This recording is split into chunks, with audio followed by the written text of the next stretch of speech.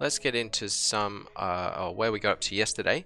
So yesterday we finished off section 1.3 in this first chapter of algebraic expressions. Today we're going to do 1.4, 1.5, 1.6, and then talk about numerical methods, because somebody yesterday was asking about numerical methods, so we'll do that.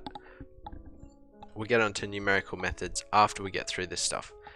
Okay, so starting off with negative and fractional indices. Again, this is GCSE revision.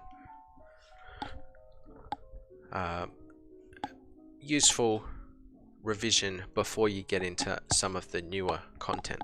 So, indices can be negative numbers or fractions. X to the power half multiplied by x to the power half equals x to the power half plus half equals x to the power 1 equals just x. Similarly, x to the power of 1 on n multiplied by x to the power 1 on n and so on equals x to the power of 1 on n times, which is still x to the 1.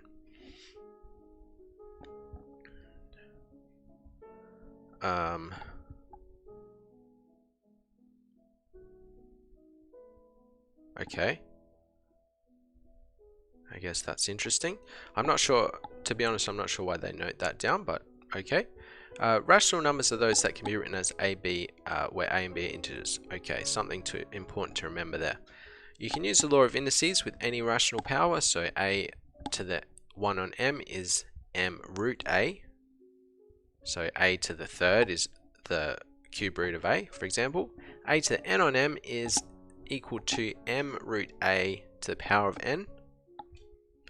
A to the negative m is 1 over a to the power of m, and a to the power of 0 equals 1.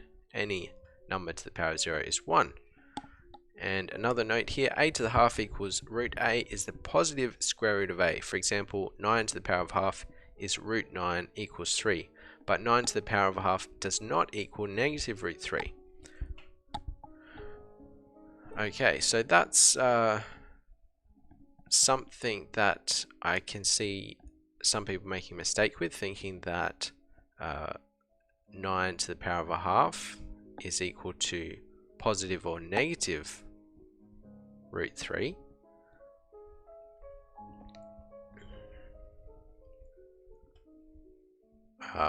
But we need to remember that the sign would be indicated with that number. So if it's written as negative 9 to the power of a half, I believe this... No, that's... Oh, it would have to be in brackets. And then that's negative root 3. Sorry. Negative 3. So if the sign, if it's a positive, then the answer will be positive. Let me neaten this up a little bit.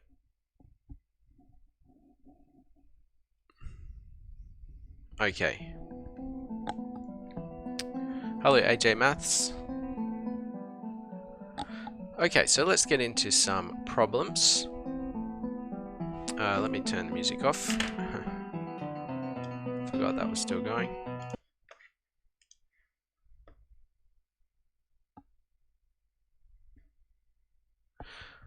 Alright. Okay, so it gives, as always, it starts off with some examples. And this is all stuff you've probably already done before. X to the power of 3 over x to the negative 3. Well, you can think of subtracting those, or it's like x cubed on 1 on x cubed. X cubed on multiplied by x cubed, which is x to the power 6. X to the power of a half multiplied by x to the 3 on 2. We add those powers. Half plus 3 on 2. Half plus 1.5 is 2, so that'll be x squared.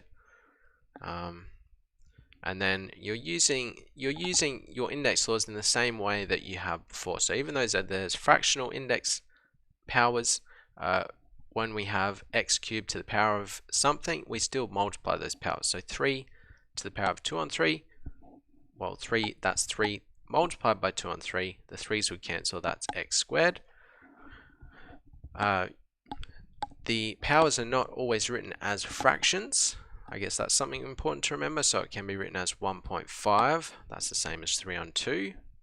And then negative a quarter is the same as negative 1 on 4. And so on. So, okay, what else? They give us the cube root of 125, x to the power 6. The cube root of x to the power 6, we would divide that 6 by 3, right? Because, as we just saw, a to the m on n is equal to m root a to the power n, and we can reverse that. If we've got m root a to the power n, we divide n by m. So looking at this example, we would divide that 6 by 3, and then we have the cube root of 125 is 5, x squared.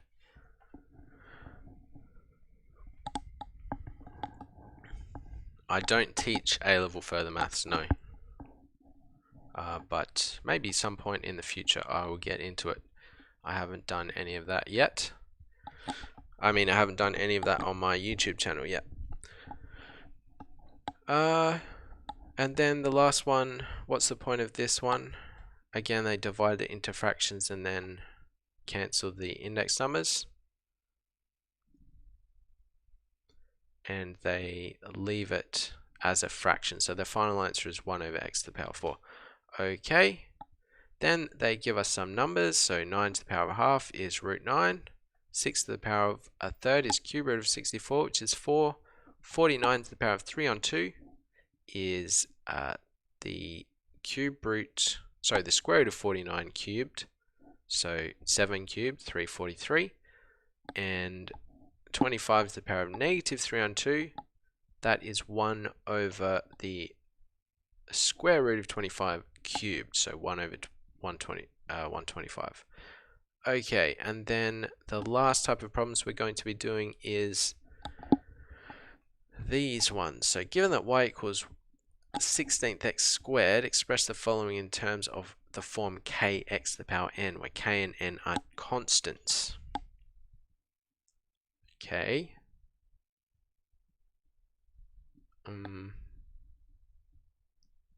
I guess this is kind of like something that you might do in integration where you're substituting in certain things.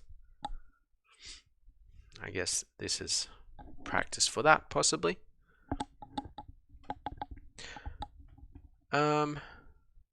So anyways, we substitute that term in for y and then simplify. So you know, the square root of 1 on 16 and the square root of x squared, we end up with x on 4. Okay, so the way that I thought that I would proceed with this is I would do 4 of these problems, and then I'll give a bit of a break. If you're working along, you can do some problems as well. And for those watching the video later on, they'll have some time to do some of their own work. So I'm going to do this column here. Just zoom in a little bit. Whoops. This is exercise 1D, question 1. I'm going to do these 4, and then I'll leave these 4 up to you if you want to have a go, and then we can go ahead and check our answers together. Okay, so this is 1D, question 1, and we are asked to simplify. So simplify. And I'm on part B, x to the power 5 divided by x to the power 7.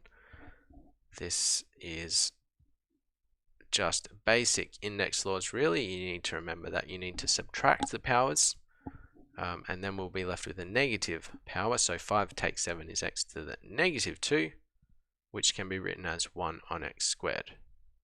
Okay. Part E. Part E is x cubed to the power of 5 on 3. Remember, when we have a term to the power of something outside the brackets, we multiply those two things. So 3 multiplied by 5 on 3, well, you all should know how to do this.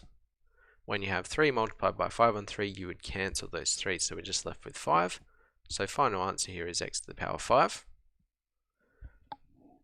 H, 5x to the 7 on 5 divided by x to the 2 on 5.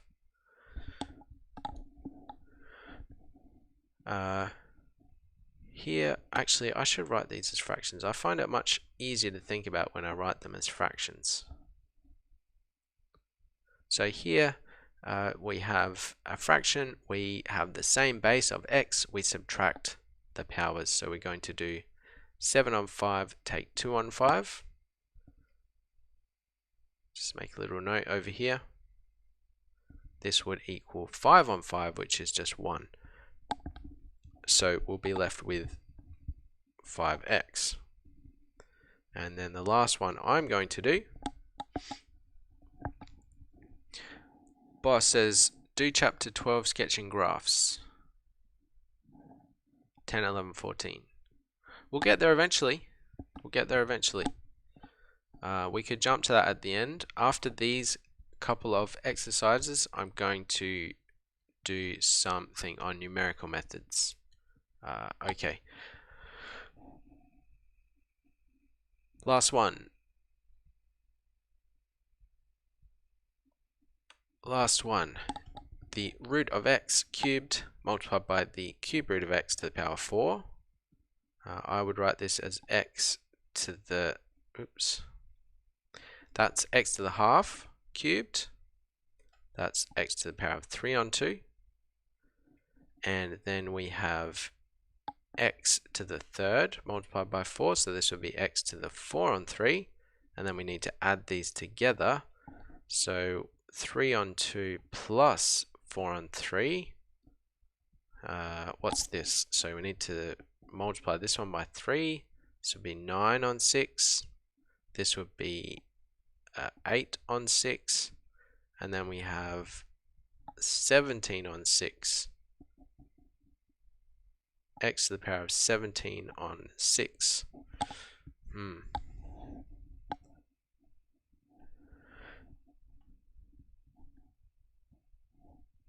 Okay, I guess that answer looks a bit funny, but I can't see any mistakes I made. Alright. Okay, your turn. If you want to have a go at these 4, feel free, and I will be back in a few minutes to check the answers.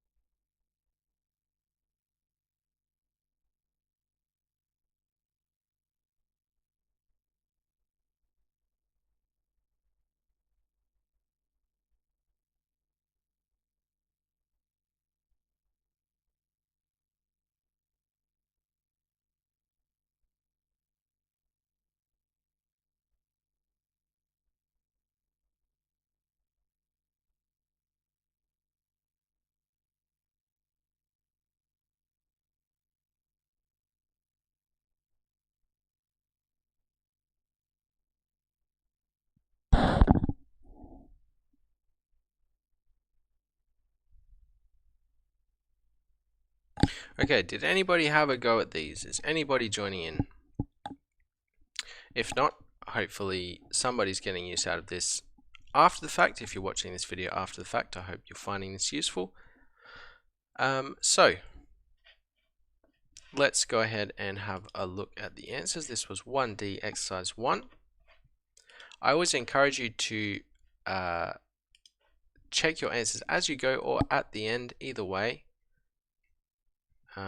So then you're making sure that you're getting everything correct. You don't want to kind of finish something and then not check that you're doing them correctly.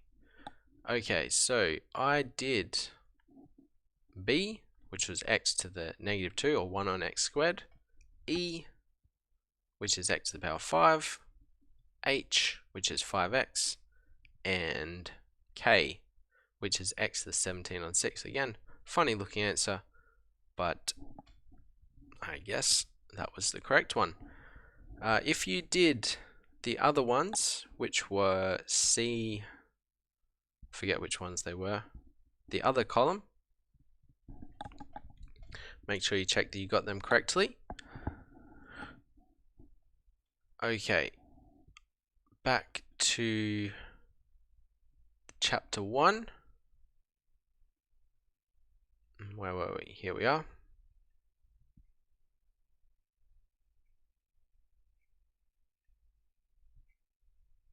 Okay, question 2.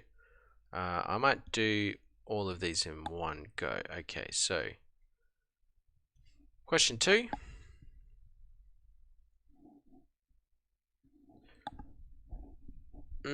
Again, I'll probably just do the second column, otherwise it just gets way too repetitive. So 81 to the power of 3 on 2.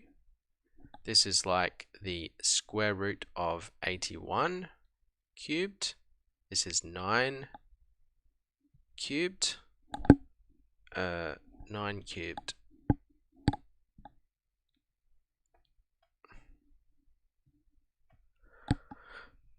Oh, what's 9? What's 81 times 9? Oh, I don't know what 81 times 9 is. That's 8 times 9, 729. Okay. Alright. So, yeah, the square root of 81 cubed, 729. E, 9 to the negative a half. This is 1 on the square root of 9. This is 1 over 3. H, 1296 to the power of 3 on 4. I'm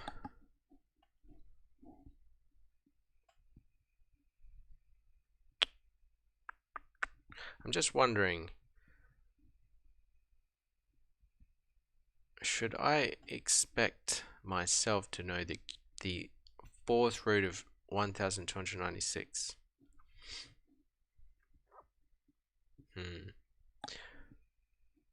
Anyways, it's the fourth root of 1296 cubed.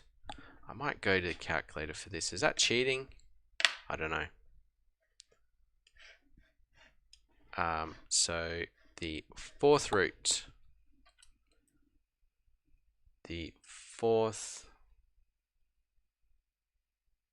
think I have to do this, the fourth root of 1296, and then 6, okay, to the power of 3, 216.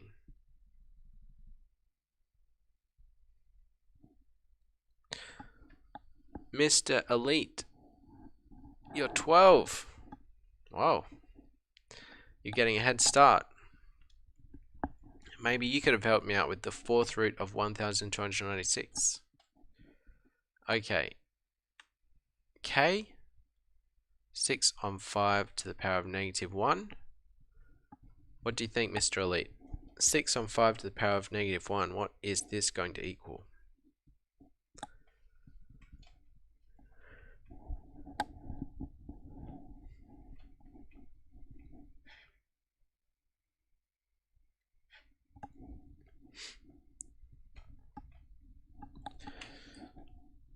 I'm not answering this one. I'm waiting for somebody in the live chat to give me the answer. 6 on 5 to the power of -1. What do I do with this?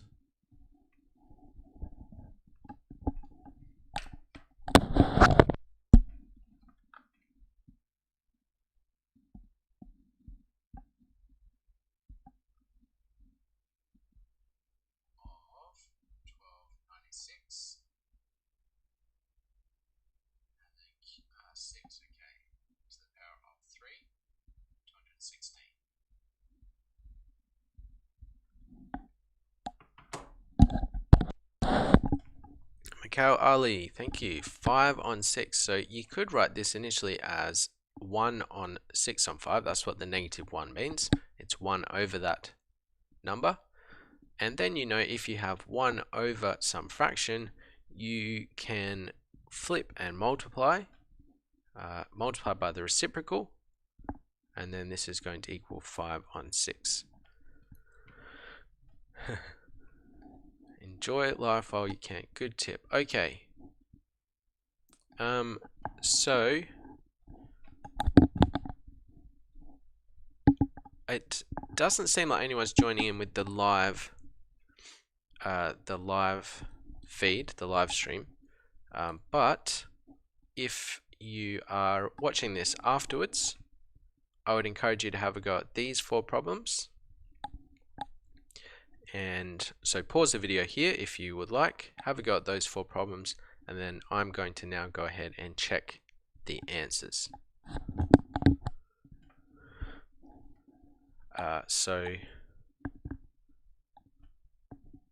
Hello Cash.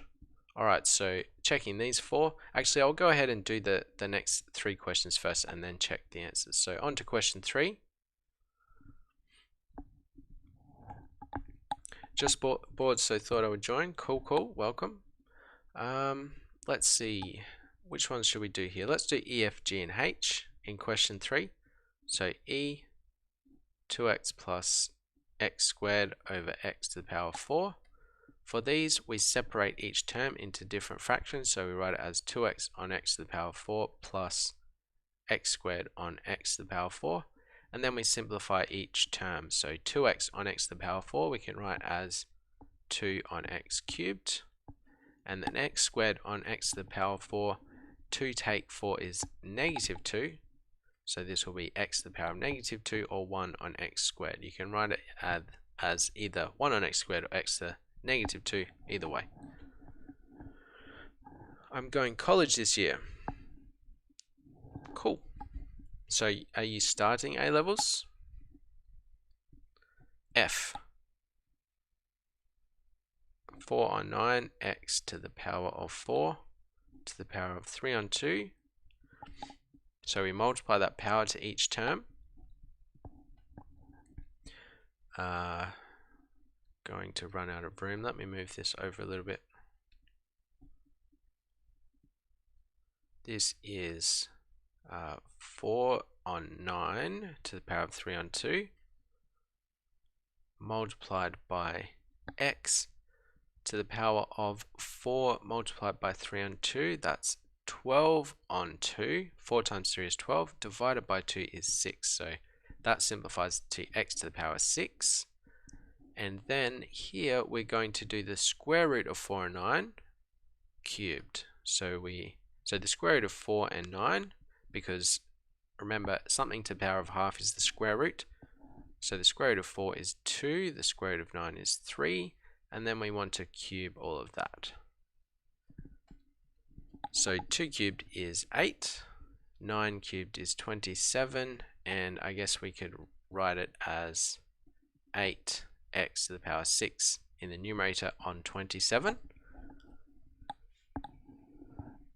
Okay, G and H. 9x squared take 15x to the power 5 all over 3x cubed. Again, separate each term, so we've got 9x squared on 3x cubed take 15x to the power 5 on 3x cubed, and then simplify. So 9 divided by 3 is 3. 2 take 3, remember subtract the indices, 2 take 3 is -1, so this would be x to the power of -1. We could also write this as 3 on x. Subtract 15 divided by 3 is 5, and then 5 take 3 is 2, so this will be 5x squared. H, this one here, 5x plus 3x squared all over 15x cubed.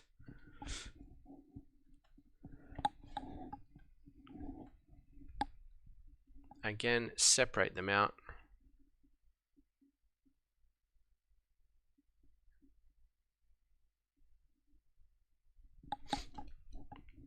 And simplify. So 5 on 15 is 1 on 3, or a third. And x, 1 take 2 is -1, so we could write this as 1 on 3x.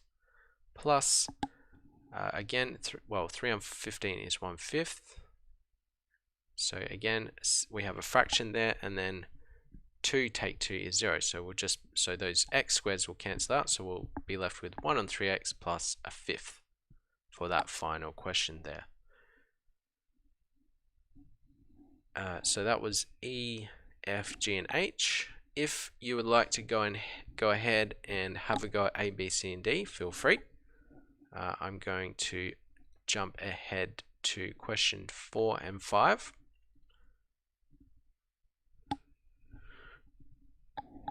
Question 4 says, find the value of 81 to the quarter, to the power of a quarter. 81 to the power of a quarter. That's the 4th root of 81. So what times itself 4 times equals 81? What multiplied by itself 4 times equals 81?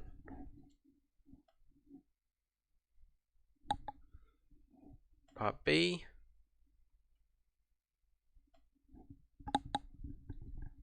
The answer there is 3. So 3 multiplied by 3 is 9, times 3 times 3, that's 9 times 9, which is 81. So the 4th root of 81 is 3. And then we have simplify x multiplied by 2x to the 3rd to the power of 4. Okay, so I would probably start with the brackets first, so I might leave that x where it is. And then multiply this 4 by each term, so this would be 2 to the power of 4, which is 16. And then x to the power of -1/3 times 4 is x to the power of -4 on 3.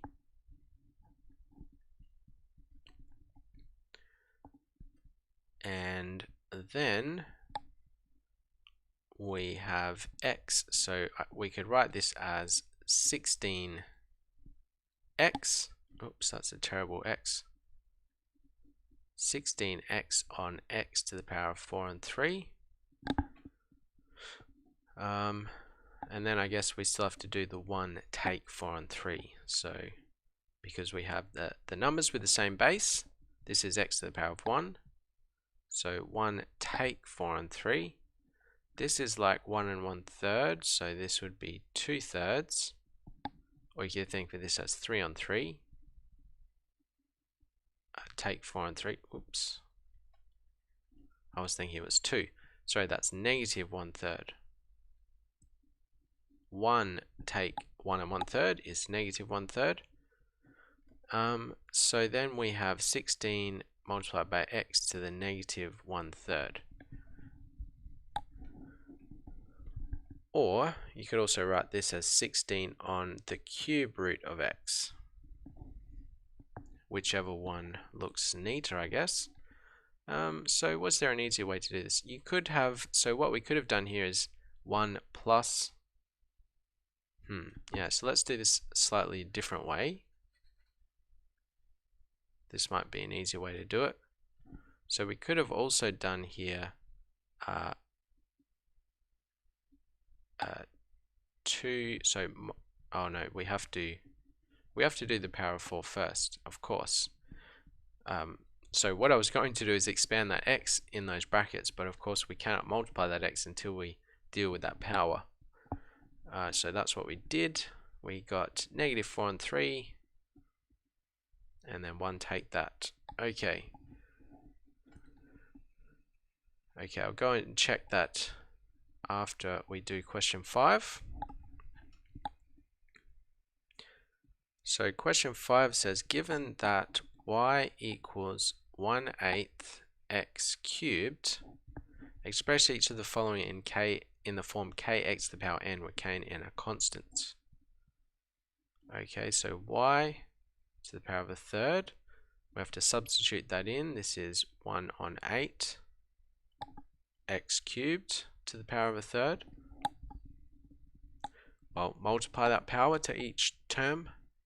So 1/8 to the power of 3, a third, is the cube root of 1 and the cube root of 8. So this is 1/2. The cube root of 8 is 2. And then 3 times a third is just x. So, well, we could have written that as x on 2. Half x is the same as x on 2.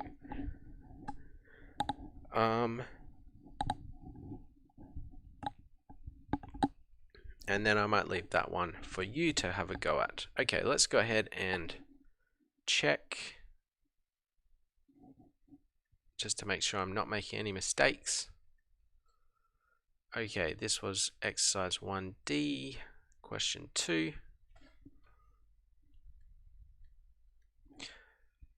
B, 729. E, 1/3. H, 216. K, 5/6. Okay, and you can go ahead and check your answers if you are having a go at these yourself.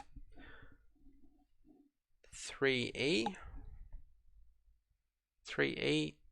2 on x cubed plus 1 on x squared. F, 8x to the power 6 on 27. G, 3 on x take 5x squared. H, 1 on 3x squared plus 5x. So I made, did I write, oh, that was a 3. I was thinking that's a squared. Okay, so this is a 3, this is a 3, this is a 3, and these are, this is 3x squared and this is 5x. Make sure you can read your own writing. That's a good tip to remember. 4a is 3. 4b is 16 on cube root of x. And 5a is x on 2. Okay. Alright, so where were we up to? Not factorizing. Surds. Oh, that was the last bit on fractional index numbers. Now we're talking about surds.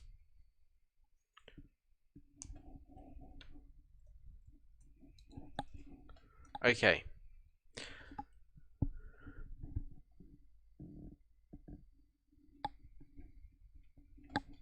So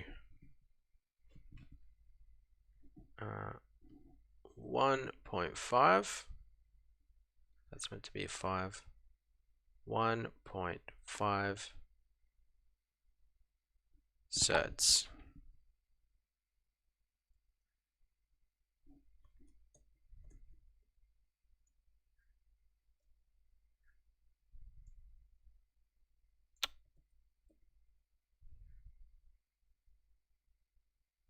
There we go.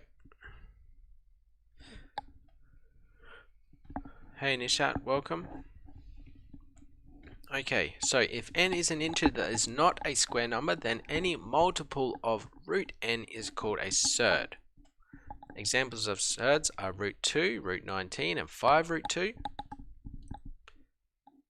These are clearly not square numbers. 2 is not a square number, 19 is not a square number.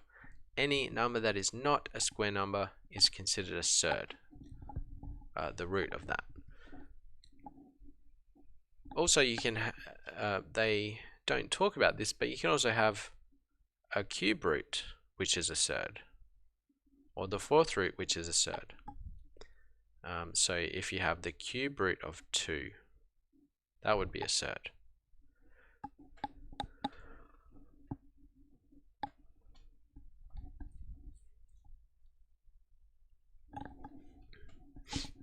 Surds are examples of irrational numbers. The decimal expansion of a surd is never ending and never repeats. For example, the square root of 2 is 1.414213562, and so on. It goes on forever. So irrational numbers cannot be written in the form a on b, where a and b are integers. Surds are examples of irrational numbers. Okay, so you can use surds to write exact answers to calculations. You can manipulate surds using these rules. So the square root of a on b is equal to the root a multiplied by root b, and the root of a on b is equal to the square root of a over the square root of b. Useful revision.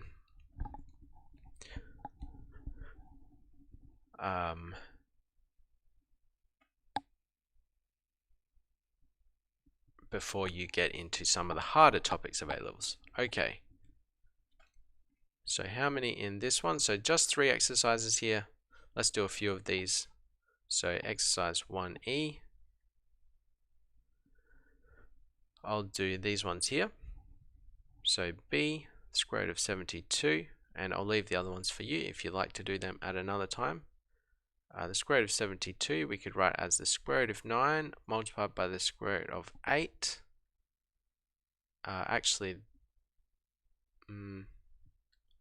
There must be a higher square root in there as well, right? Because this would be it's 36, so we could write it actually as the square root of 36 times the square root of 2. So this would be 6 root 2. E, square root of 90, that's 9 times 10. I believe 9 is the highest square number in there.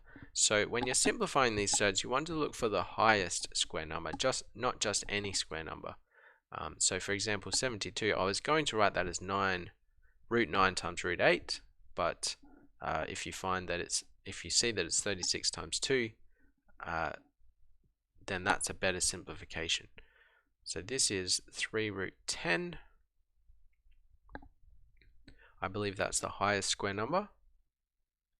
H, root 20 plus root 80.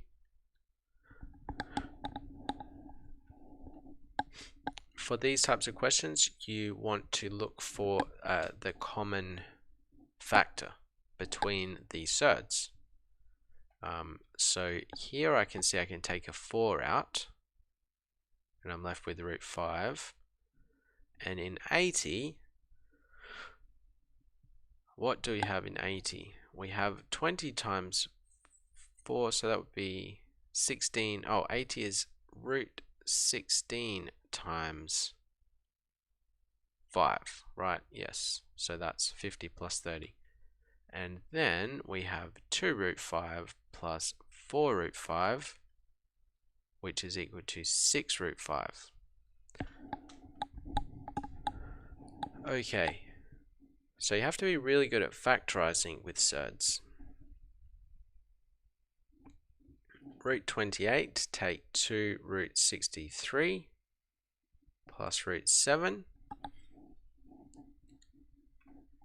Again, look for a common factor. So I believe if we write root 28 as root 4 multiplied by root 7, and then 63 we can write as root 9 times root 7 plus root 7. The common factor here is going to be the square root of 7. Then the square root of 4 is 2.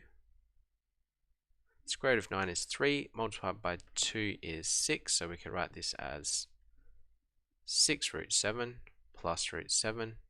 And then you're essentially doing 2 take 6 plus 1.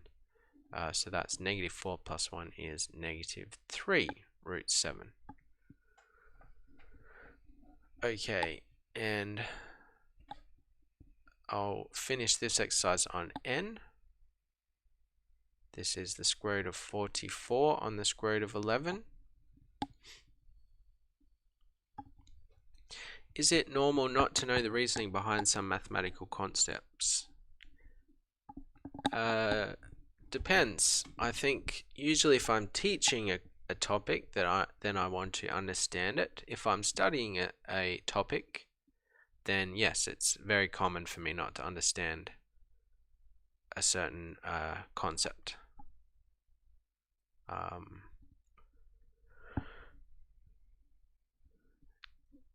Do you have an example, or are you studying a particular topic and you're not quite sure about it, or what brings that question to mind? Okay, root 44 and root 11 is, we could write this as square root of 4 multiplied by the square root of 11 on the square root of 11. This is 2 root 11 on the square root of 11, and here we can actually cancel these square roots. So this would just be 2. Okay. And as I've been saying, if you want to have a go at the other questions, feel free and use these examples to help you out with those.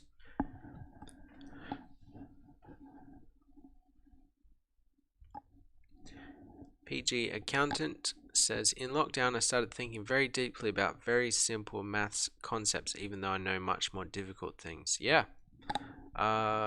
Yes. So you can, I mean, just basic arithmetic you can go very deeply into.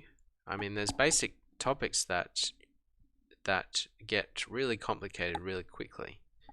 I mean, they used to study multiplication at university not too long ago. Now our year 6s and 7s know about as much as university graduates used to. I'm not exactly sure how long ago, but I remember reading somewhere that used to be you know, the kind of thing we studied. Dedekind cuts, yes, that's the idea that you can always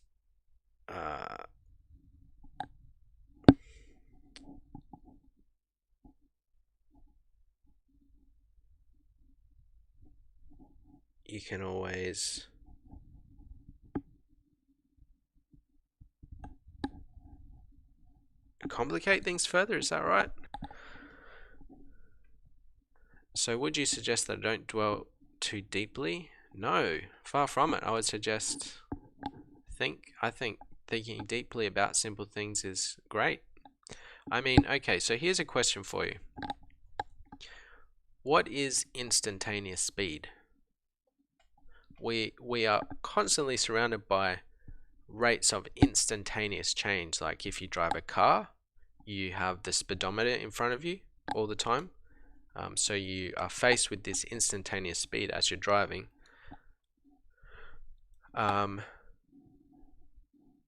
We have, you know, like we measure things in terms of that instantaneous rate of change. But what does that actually mean to have a rate of change over 0 time?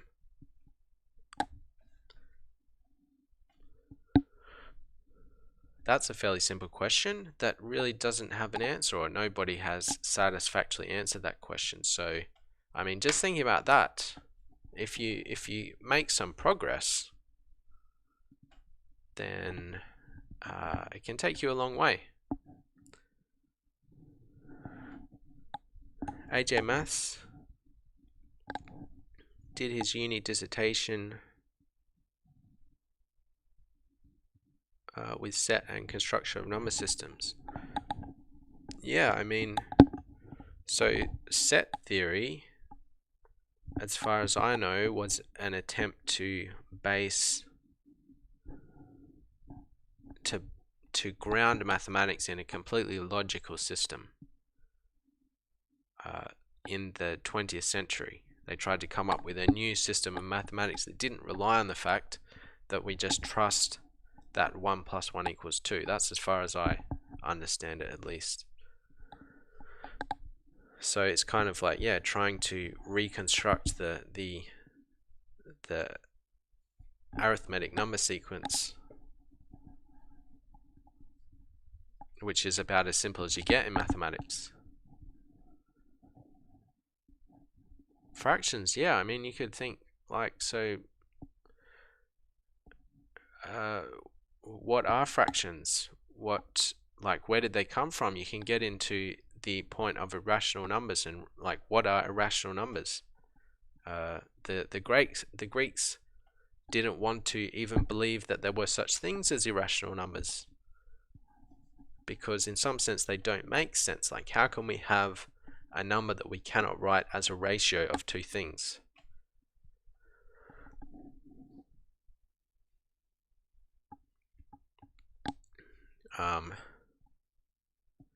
And even like, so with fractions, you can think about the circumference of a circle with relationship to its diameter. How can we have two lengths that are not in the same ratio? Not in some ratio, I mean.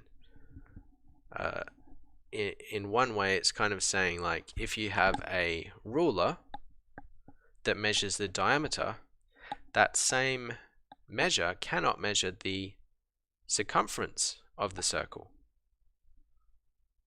You need a new measuring system to measure that circumference. Yeah, so you can go very deeply into very basic concepts, and it's actually really interesting. You'll discover a lot. What I've been thinking about recently is actually, I was going to do maybe a video, a live stream on the 3 textbooks that a lot of our mathematics are based on: Euclid's Elements, Algebraic Algebra, and Newton's Mathematica Principia.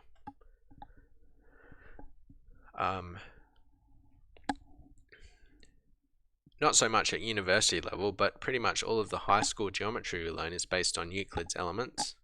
You study that textbook.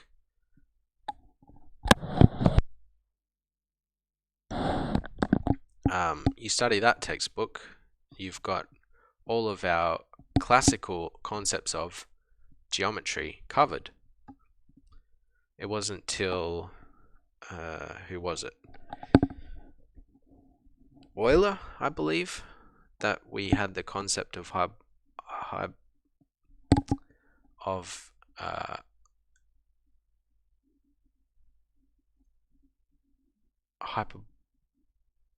hyperbolic geometry. I think that's the right name. And then Algebraic algebra, that's all your classical algebra right there in one book. Then you go to a university and learn abstract algebra, which is just complete nonsense. No, it's not really, but it just seems like complete nonsense. And then you have Newton's textbook, which is all your calculus.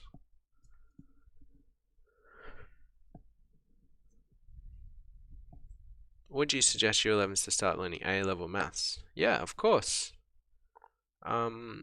Especially if you're starting it next year. Why not? Why not make a head start? Okay, so that was interesting, but I want to finish off on this chapter so we can get into more interesting topics. Question 2, expand and simplify if possible. So expanding, multiplying surds. Let's just do 3 of these. So root 2 multiplied by 4, take root 5. Expanding that surd, we have 4 root 2 multiplied, subtract root 5 times root 2. Remember your surd laws. If you have 2 surds multiplied, you can combine them. So we could write this as 4 root 2 take root 10.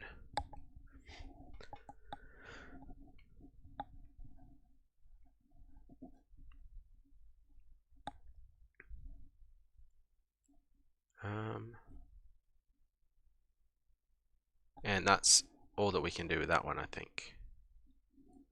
F, 4 plus root 5 multiplied by 2 plus root 5. Oh, PG accountant.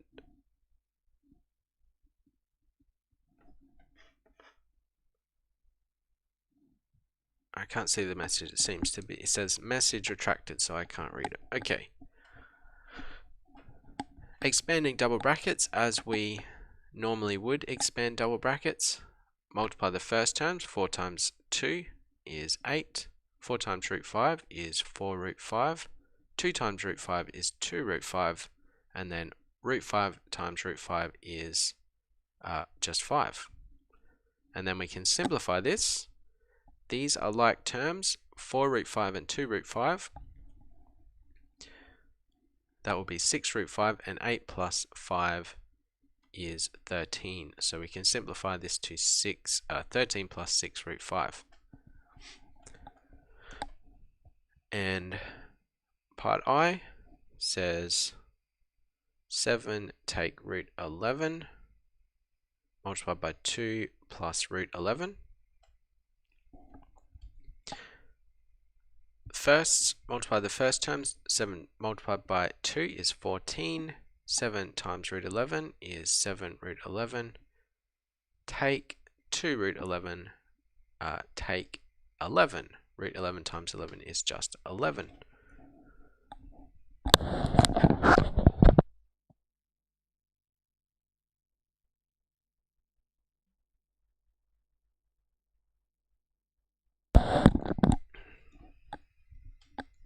And then we can simplify further. 14 take 11 is 3. 7 take 2 is 5. So that's 5 root 11. And I believe that's the simplest. I believe that's in simplest form. Okay. Then, are you going through the whole of AS level maths? Yes, that's a plan. Daniel, that is the plan. Okay, E in here means exam style question. I have seen questions like this in the A-level exams. And if you can master this type of question, that's an easy 2 marks right there. So this is a type of question that you would get in an A-level exam. So let's go ahead and see how it goes. So it says simplify the square root of 75, take the square root of 12, giving your answer in the form a root 3, where a is an integer. Okay, so let's go ahead and write down the surds. So the clue is in this a root 3. We need to transform these surds into terms with a root 3 in them. So, well, we know that 3 is a factor of both. 3 times what is 75? That's 25. So we can write that as root 25 times root 3. 3 times 4 is 12, so we can write that as root 4 times root 3. And then we have some square numbers here. 25 is a square number, 4 is a square number. The square root of 25 is 5. The square root of 4 is 2. So then we have 5 root 3 take 2 root 3. 5 take 2 is 3. So final answer is 3 root 3. And they were asking it in the form a root 3, where a is an integer, therefore a is equal to 3. There you go. You've just picked up 2 marks in your exam.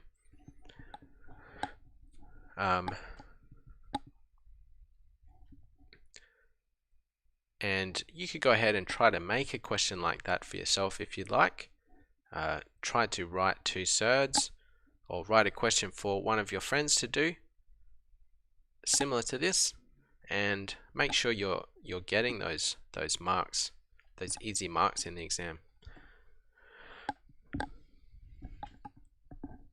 Most of this chapter is covered at GCSE. What chapter is mostly new content? Yeah. So this first chapter is all revision, all GCSE revision. The next chapter, I believe, has some new content. Let's see. Modeling with quadratics is some of that is new, I think. And yeah, a lot of this is revision. A lot of AS Year 1 content is revision, I have to be honest. It's not until you get down to algebraic methods, you look at proof, you look at binomial expansion, the graphs of the trig functions. I guess chapter 6 is, there's some new stuff in there. So chapters 1 to 5, a lot of it is going to be revision. So hopefully we can kind of get through that fairly quickly, but we'll see how we go.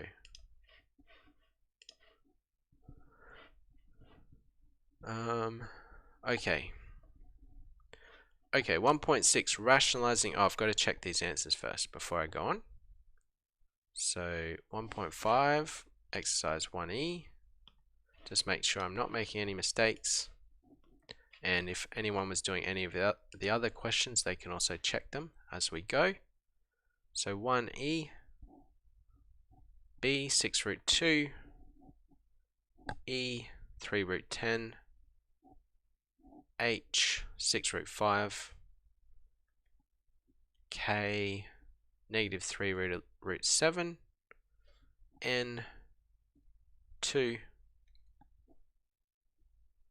2C 4 root 2 take root 10, F 13 plus 6 root 5, I 3 plus 5 root 11, and 3 root 3. Okay, moving on.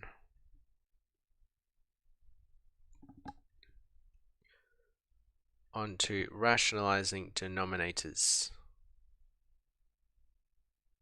Oops.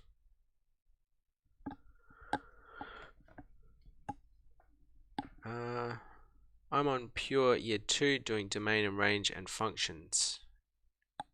Okay. Domain is not too bad. Range I think is a bit more difficult. Range of functions can be confusing. Going into year 12, would you recommend I just consolidate chapters 1 to 5 or start working on chapter 6 onwards?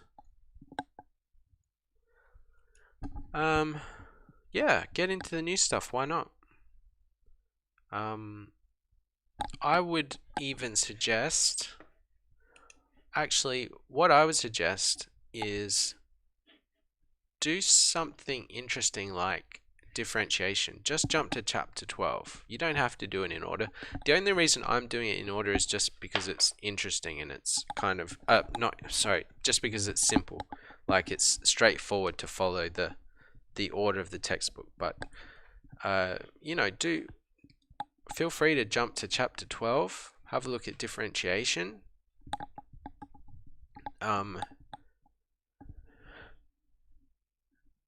Or even maybe rather than just getting into this, because really it's pretty dry, like this is a pretty dry way to introduce calculus, the gradient of a curve. Calculus is such an interesting topic. Like there are whole YouTube channels dedicated to just talking about calculus. So possibly go ahead and check out some videos on calculus. Check out people like Eddie Wu, 3 Blue 1 Brown, other sort of educational YouTubers that introduce calculus in an exciting way, because it is a really interesting topic. So maybe get into something like that. Think about that. Daniel says, good luck, Umar. I think you will like A-level maths. Yeah.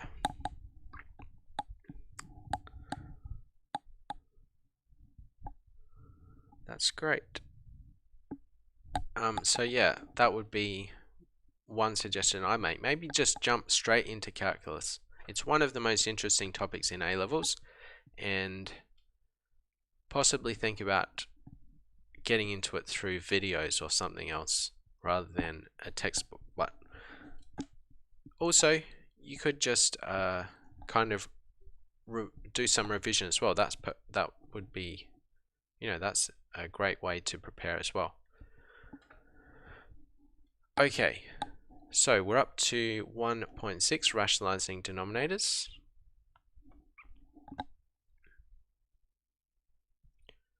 Rationalising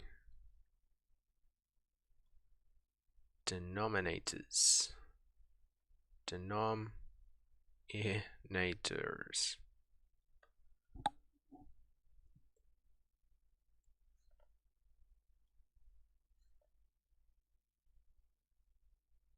Oops.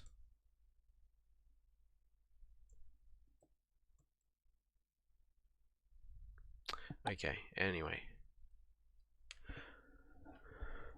I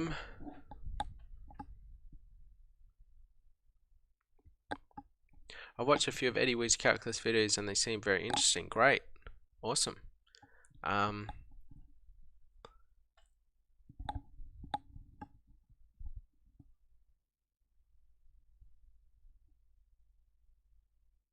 Yeah, also the history behind it, you could possibly get into, like looking at the progress made over the last 300 years since the introduction of calculus, why it was introduced, what sort of problems they were trying to solve. That's all really interesting stuff.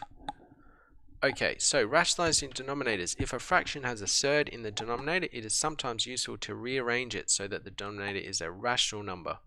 This is called rationalizing the denominator. When they say it's sometimes useful, I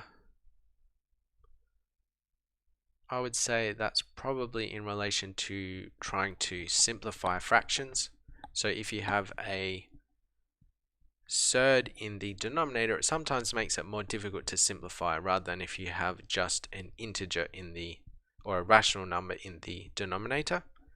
It can be easier to simplify a fraction with a surd in it. So also if you think about, equations, let's just look at a really simple one.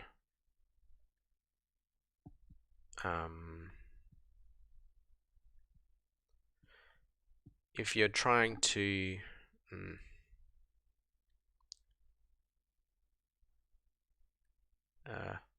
I don't know, this is a bad example, but actually if you're trying to solve an equation with a surd in it, it can make sense, rather than multiplying everything by root 3, rationalize that denominator, and then rather than kind of spreading that root 3 out to all of the terms, once you rationalize, you're just multiplying everything by 3, or that's one way to solve it anyway. Okay, that's a fairly bad example, but hopefully it gives some idea of why we might care about this.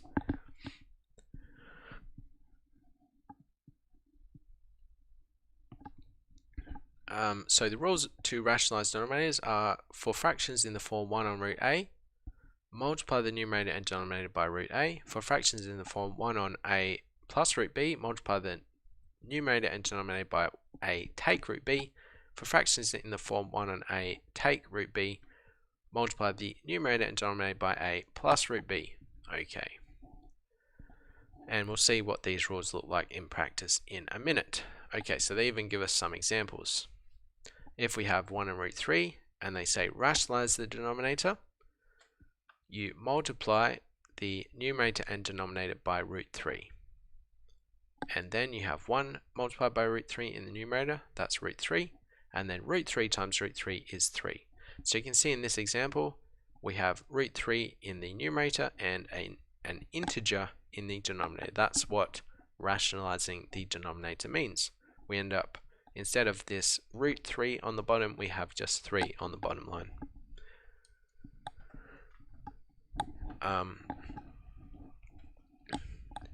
And then if we have 1 on 3 plus root 2, we have to multiply that by 3 take root 2. And then you have double brackets in the denominator, which you have to expand out. But what happens is these middle terms are negative root 3, negative 3 root 2, and positive 3 root 2. They cancel out, and you were just left with an integer again in the denominator. So as I was saying, this can sometimes be useful when you are trying to solve equations and simplify things. Rather than having this root 2 in the denominator here, we have just 7 it can sometimes make life easier. And then if we have root 5 take root 2 multiplied by root 5 plus root 2, multiply the numerator and denominator by the same thing, and then this simplifies again to an integer in the bottom line. And for this last one here, 1 on 1 take root 3 all squared, first what we have to do is expand out those double brackets and then rationalize the denominator. So you can see here they expanded out the 1 take root 3 and then they multiplied by 4 plus 2 root 3 to simplify. So that's a longer sort of a problem, but you can still just follow the steps, the same steps, and you'll be fine. Okay, so Daniel says stats is the worst. It's so boring. Yeah, stats is kind of boring. VK, hello. Just so I know, when are you doing each live stream for each chapter? So tomorrow will be chapter 2, and then Friday will be hopefully chapter 3.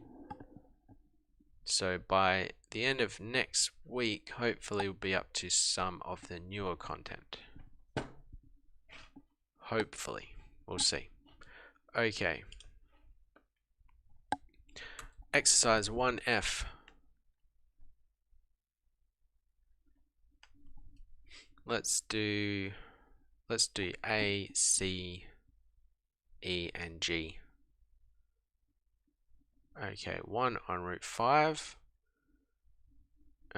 When it says simplify, that's saying rationalize. So to rationalize this, we multiply it by root 5 on root 5. This is root 5 on 5, and we are done. C, 1 on root 2, multiplied by root 2 on root 2. This is root 2 on 2, and we are done. E, root 12 on root 48.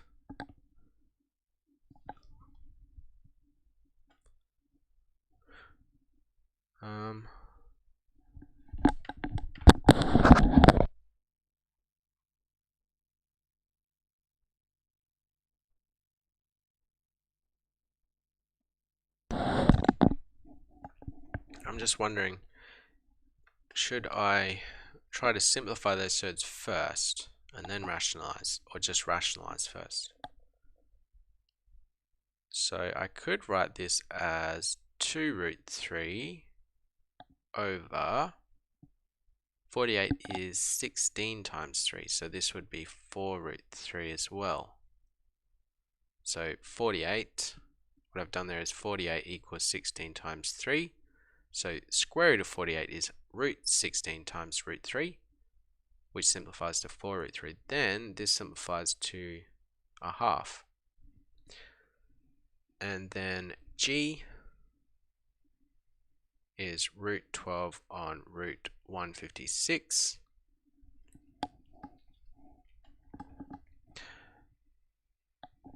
Root 156, that's 13 times 12. But that's, well, I wonder if that's going to help me. What else is 156?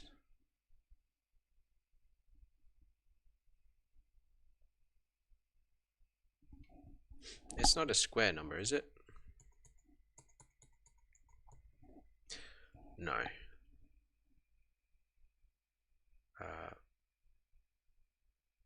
13 squared is 169, 12 squared is 144, so it's not a square number. It's 13 times 12, isn't it? Of course, so it's 13 times 12. So do I just simplify this to root 12 on root 13 times root 12? Maybe that's the way to go. And then these root 12s will cancel. And then I'm left with 1 on root 13, which I can rationalize to root 13 on 13. Okay, I'm going to go ahead and check these just to make sure I did them correctly. I'm a bit confused as to why it says simplify rather than rationalize. So I'm just going to make sure we're doing those ones correctly. Just before I jump to the answers, if you want to have a go at the other ones, do those now. Okay, 1F. Yeah, so even though it said simplify, it was really saying, I guess that's another way of saying rationalize, is to simplify. This was a half, this was root 13 on 13. Okay.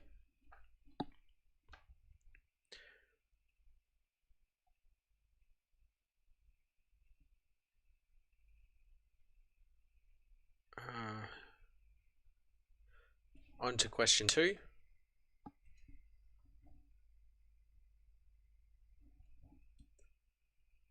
It really sucks not being able to listen to music on YouTube.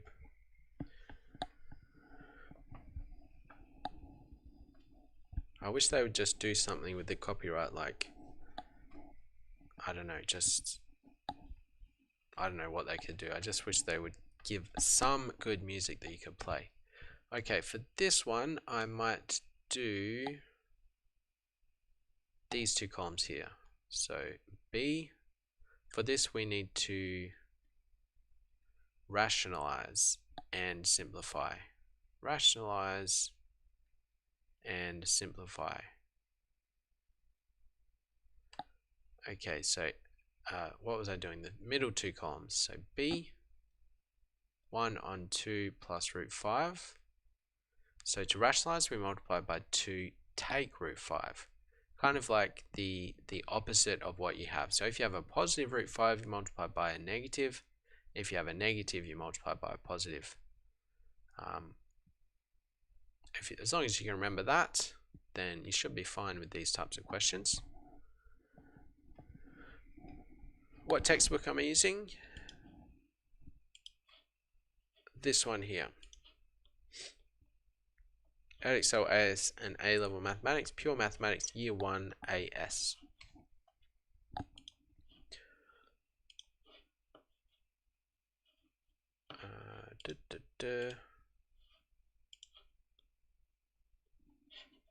Okay, so now in the numerator, all I have is 1 multiplied by this, so it's just 2 take root 5.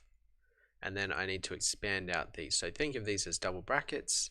2 times 2 is 4. The middle terms cancel out, so I'm going to do this once, but for the rest I'll usually skip this step. So we have 2 times negative root 5 is negative root 5. 2 times positive root 5 is positive 2 root 5. And then root 5 times negative root 5 is negative 5. These two middle terms cancel out, and all we're left with in the denominator is 4 take 5. So numerator is 2 take 5, and the denominator is negative 1. And you can write the negative out the front there usually. Looks a bit neater. And then, of course, if we have 1 in the denominator, we can just write this as negative 2. I also need to change that sign. So actually, we can write this as negative 2 plus root 5. Because I divided everything by negative 1. So actually, I should write this as 2 take root 5 on negative 1.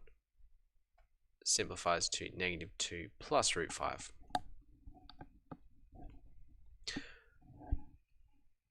Okay, G. Or C. Let's do C next.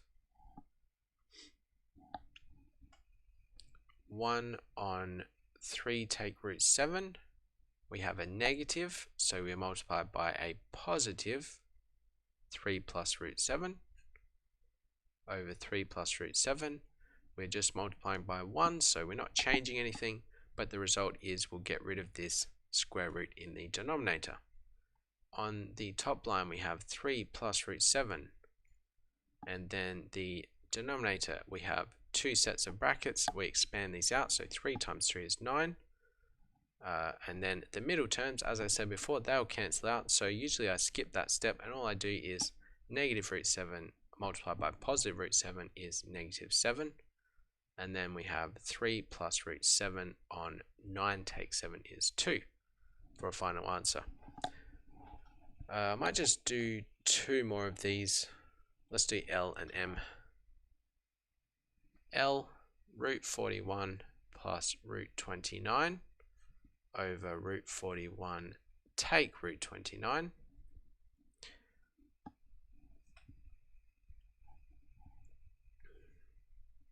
These are prime numbers, so there's definitely nothing we can do with those surds. So all we can do here is multiply by the conjugate, we call it. I'm surprised they didn't bring up that word anywhere. Or did they? No, they did not say anywhere. So this is actually called the conjugate. It's like the negative of a plus root b is a take root b.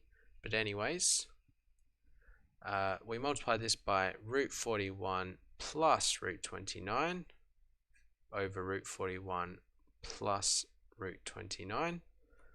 And then in the numerator, we have 41 plus root 41 times root 29. We'll have 2 lots of those actually.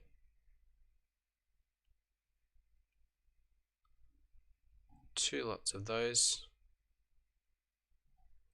and then plus 29 on the end.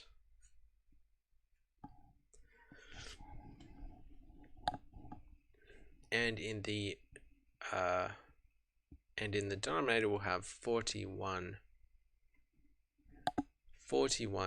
take 29. Okay, 41 multiplied by 29, what's that going to be? 41 times 29, that is kind of like 41 multiplied by 30, which would be 1200 and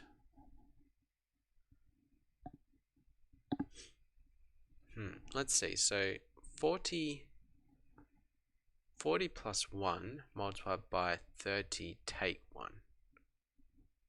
This is 1200 take 40 plus 30 take 1.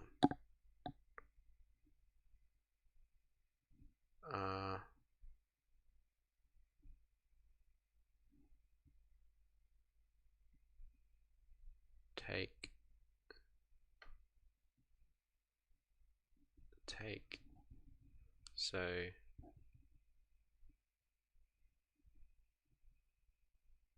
take 11? Why is it subtract 11?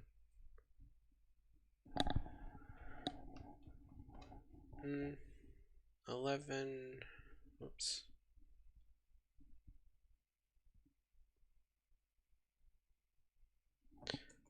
I'm not convinced. I think I've done something wrong. So let's do 41 times 29 to see what we get. 1189. So 41 times 29 is 40 plus 1 multiplied by 30 take 1, which simplifies to 1200 take 11. Why is it 1200 take 11?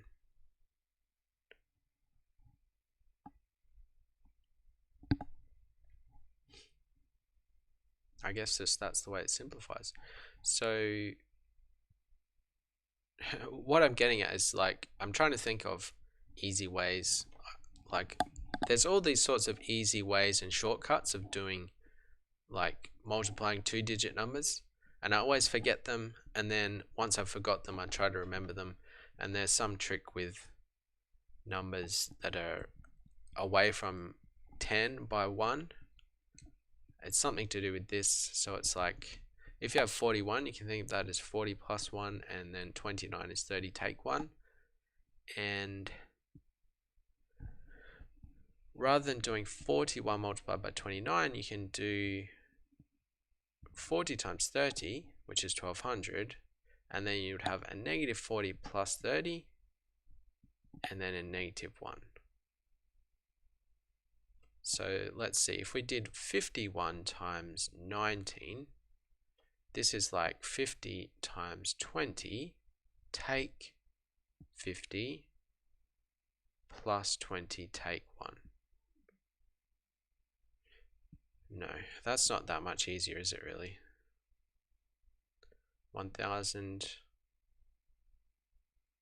So what is it? It's 20 take 50 essentially. Negative 30, negative 31. Oh, it's the difference between them. That's right. Yeah. So the difference between 41 and 29 is 11, so we take that away. Yeah. So that's the trick with those ones. If you have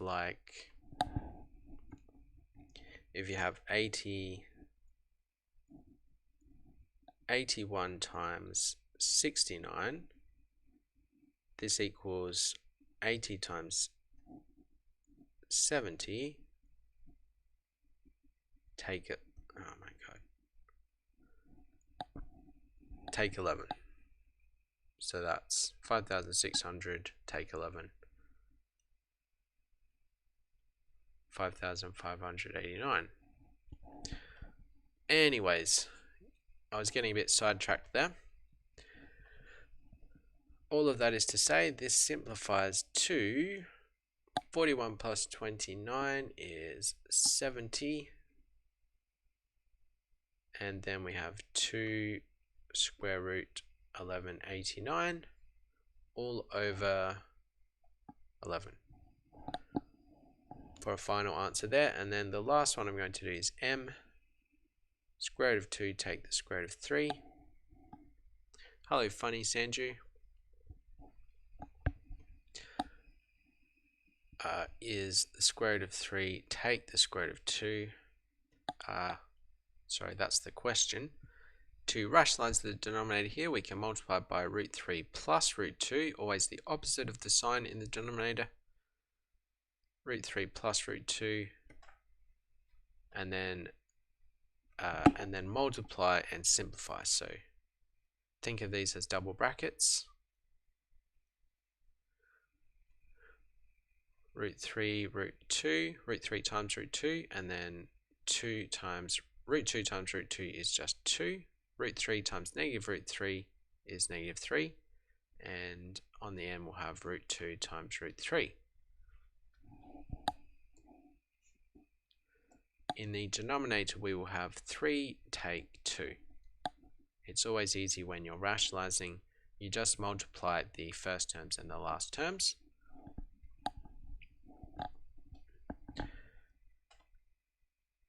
Then this is a root 6. This is square root 6. This is square root 6. So we'll have 2 lots of square root 6 in the numerator. Sorry, that's a negative, so they will cancel out. In the numerator, we'll just be left with negative 1. 2 take 3 is negative 1. Over 3 take 2, which is 1. This equals negative 1. When am I going to solve random math questions? You mean like questions from people? From you? So let me see. So this is the last. So I've got 2 more questions to go. Then that's the end of this this set of exercises, and then I can take some questions. Okay, so on to question 3. Don't know what that is. On to question 3.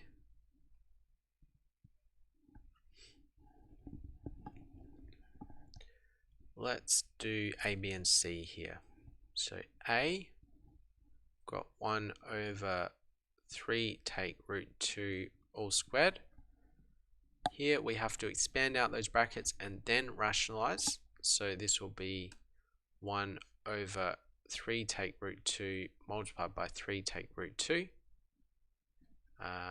This is 1 over 9 take 3 root 2 take 3 root 2. I could have written that as negative 6 root 2 plus 2. Negative root 2 times negative root 2 is plus 2. Simplifying that further, we have 1 on 9 plus 2 is 11, and negative 3 root 2 take negative 3 root 2 is negative 6 root 2. And then we have to rationalize, so multiply this by 11 plus 6 root 2 over 11 plus 6 root 2. And then expand everything. So in the numerator, we just have 11 plus 6 root 2. In the denominator, we have 11 times 11, 121. 11 times 6 root 2 is plus 6. Well, they're going to cancel out, so we don't have to worry about the middle terms. And then the final term is negative 6 root 2 times 6 root 2. That's negative 36 times 2. Simplifying further, the numerator stays the same. This is 121 take 72. What's the difference there? 121 take 72 is 28 plus 21, 49. Hopefully I got that correct.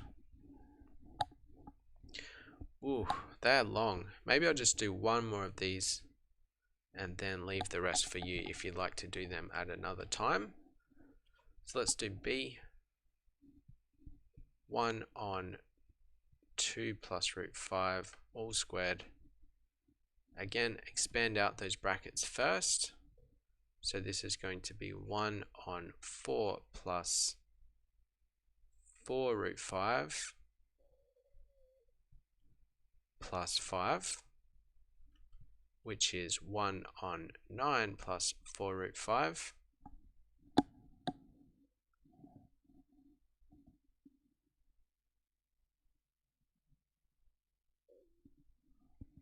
$144 FPS. What does that mean? Is that good?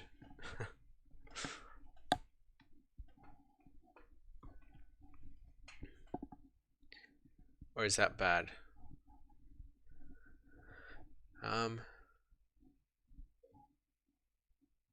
And then we have to rationalize the denominator again, so we need to multiply by n take 4 root 5.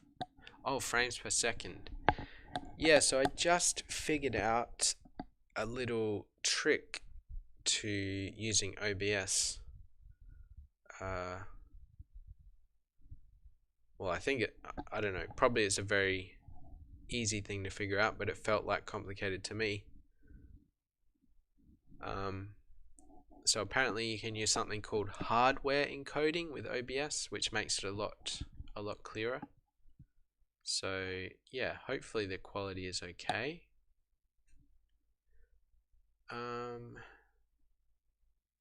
So multiplying by 9 take 4 root 5 is going to help us rationalize the denominator. And then, oops. And then expand out these double brackets. The numerator is just 1 multiplied by this, so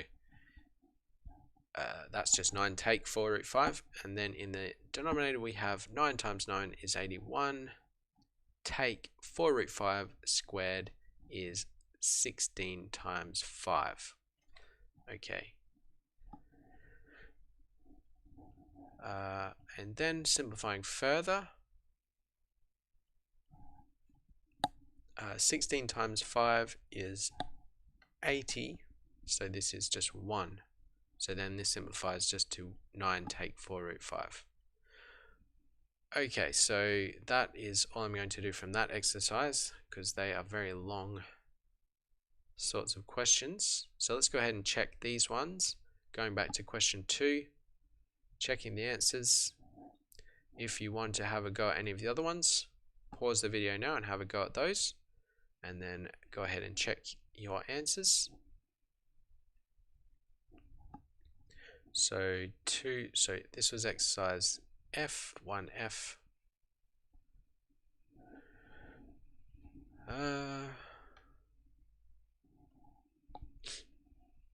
1F, 2B. Negative 2 plus root 5 is the same as root 5 take 2. C, 3 plus root 7 on 2. Hey Arvind, welcome. We're going through some AS content. And then I did C, and then I jumped to L.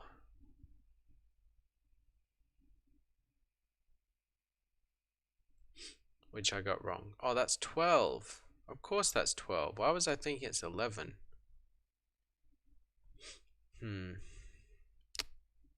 Silly, silly, silly. And no one corrected me.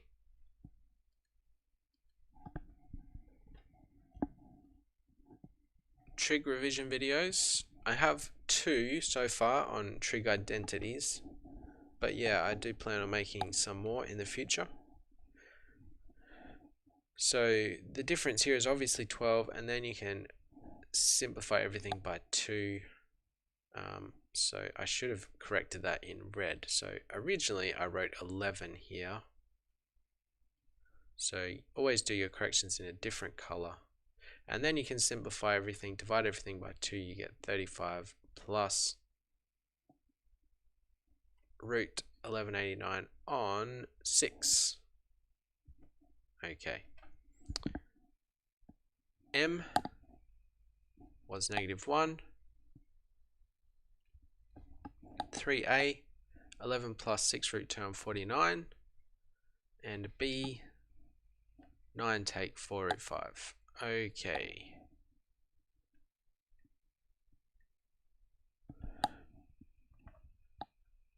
Almost there. Just one last one, I believe, there was to do. Okay, so this is an exam style question and a problem solving question. This is a 4-mark question from the exams. So if you can do this question, you pick up 4 marks in the exams. So it says simplify 3 take 2 root 5 on root 5 take 1, giving your answer in the form p plus q root 5, where p and q are rational numbers.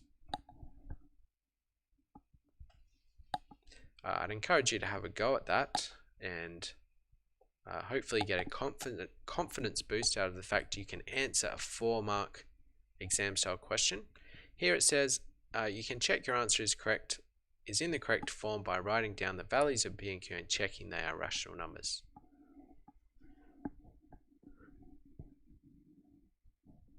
CKG, welcome. A brief intro. Well, so it's the summer break for me, and what I've decided to do is to go through begin the AS level content. So I'm working through this textbook here, Pure Mathematics 1 Year 1 AS level, and it started off with a lot of revision. Here are the chapters. So you can see the first few chapters are kind of GCSE revision, and I've just got to the end of chapter 1. So far in the first live stream I got through index laws, expanding brackets and factorizing, and today I've done negative and fractional indices, surds and rationalising denominators. And that's what I'm just finishing now, rationalising denominators. And over the summer I plan on working through this whole textbook in live streams.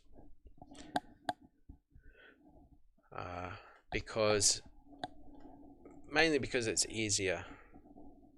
Well, I would like people to participate. It's nice to have that participation, but if people are not joining in the live streams, that's fine, because then I can still post the video and people can watch it later as well and use it for revision. And I don't have to bother recording the video, uploading it, it just uploads automatically, so that's a bonus. So yeah, that's the plan. I hope that's a decent intro. So I'm looking at this question now, this exam style question. It says it's a 4-mark question.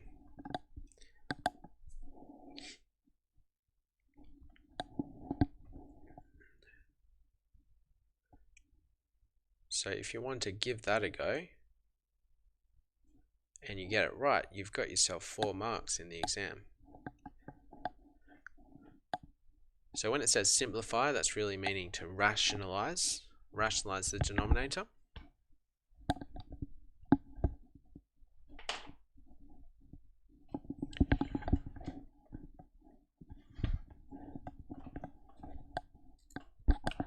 Back in a minute.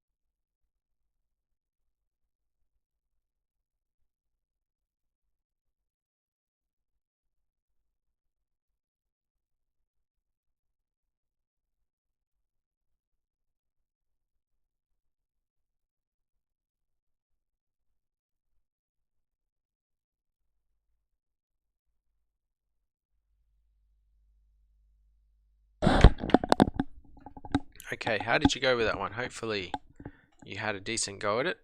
Well, in order to simplify, let's do what we've been doing all along in this rationalizing denominators chapter.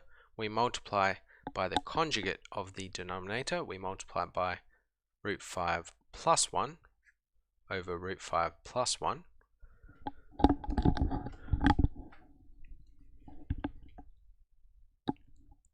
And then expand out these double brackets in the numerator and denominator. So using FOIL, first add as in as last. 3 times root 5 is 3 root 5. 3 times 1 is 3. Root 5 times negative 2 root 5 is negative 2 times 5. Root 5 times root 5 is just 5. And then negative 2 root 5 times 1 is negative 2 root 5. In the denominator, remember the shortcut. All you need to do is square the first term, so that's 5, and square the second term. Sorry, not square the second term. Multiply the second term by the positive 1, so this is negative 1. Because the middle terms cancel out, so you don't have to worry about those. And then simplify. So 3 root 5 take 2 root 5, they are like terms. 3 take 2 is 1, so we'll just have one lot of root 5. And then 3 take 2 times 5 is 10, so 3 take 10 is negative 7. And then in the denominator we have 5 take 1, which is 4.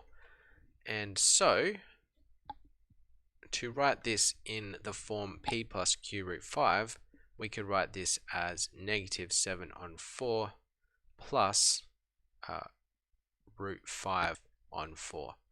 And therefore p equals negative 7 on 4 and q equals a quarter.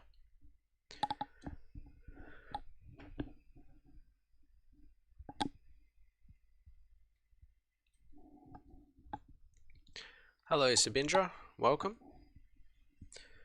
Okay, so there's a 4-mark exam style question. Okay, so let's go ahead and just check we got that one correct, which is 1F, question 4, negative 7 on 4 plus root 5 on 4. There you go. Okay, so that was all that I was planning to get through today. So far today we have done negative and fractional indices. We've done surds, and we have done rationalizing denominators.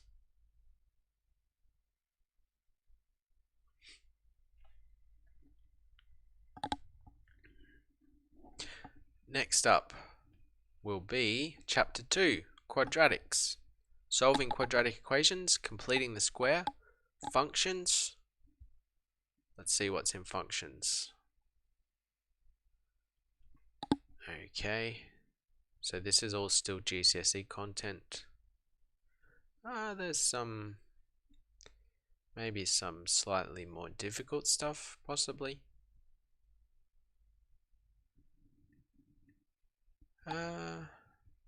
Quadratic graphs, the discriminant. Again, this is still GCSE stuff. Well, maybe this is... Well, this is kind of new, actually, talking about the discriminants. So, and modeling with quadratics, that's not in GCSEs. Okay, so in chapter 2, there's going to be some new content that you might not have seen before if you're a GCSE student. But that will be tomorrow's live stream. So right now, if you have any questions, feel free to post them.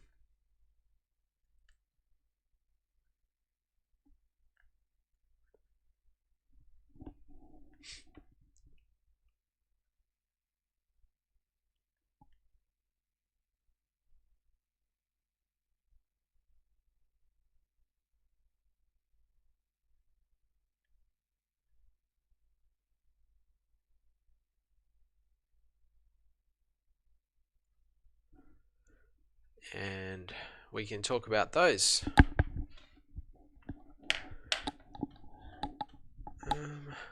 Let's see.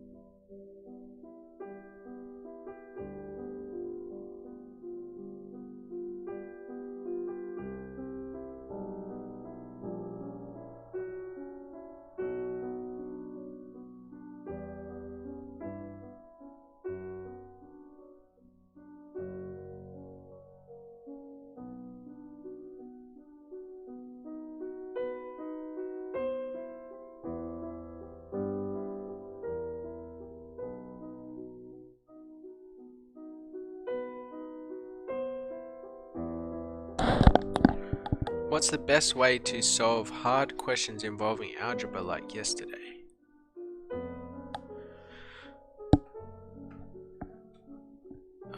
What did we do yesterday? I'm not sure what you're referring to.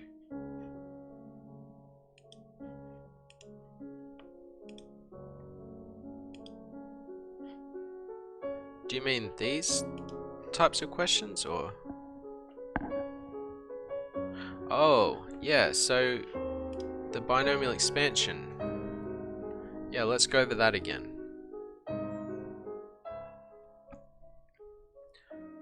Oops, let me change this.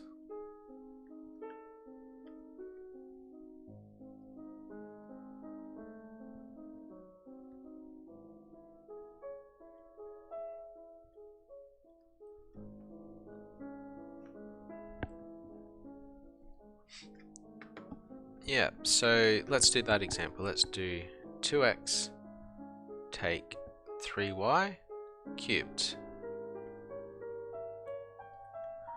Alright, so the pattern is to cube the first term, so 2x cubed, and then you kind of have to know what this notation means. 3 choose 2.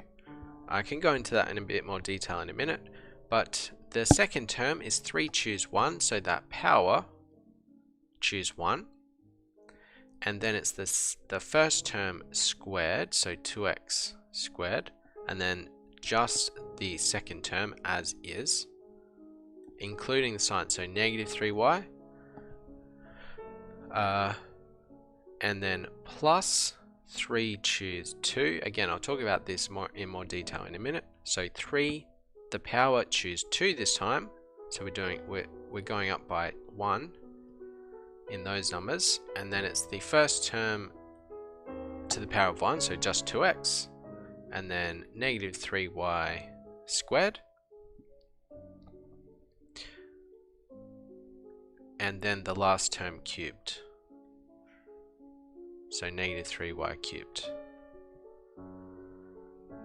Okay, and then well, that's your pattern basically, and then you just need to simplify. So 2x cubed is 8x cubed. 3 choose 1. Okay, so let's talk about this notation. 3 choose 1 is how many ways there are of choosing one object from 3 things.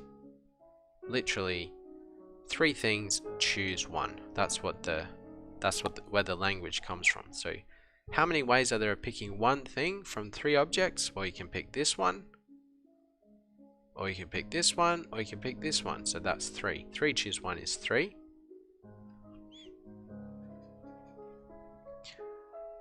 Uh, 2x squared is 4x squared, and then negative 3y is just negative 3y. So we'll simplify that a bit more in a second. 3 choose 2 is how many ways there are of choosing 2 things from 3 things. Again, you could choose this. So actually, you could choose these 2, or you could choose these 2, or you could choose the 2 on the end. So again, 3 choose 2 is 3. So this is plus 3. 3 choose 2 is 3. Multiplied by 2x. Negative 3y squared is 9y squared. And then negative 3y cubed is negative 27y cubed. Okay, then let's simplify it some more. So we have 3 times 4 times negative 3. That's, well, you can think of this as negative 9 times 4, so negative 36 x squared y. 9 times 6 is 54, so plus 54 x y squared, take 27y cubed. So that's the pattern.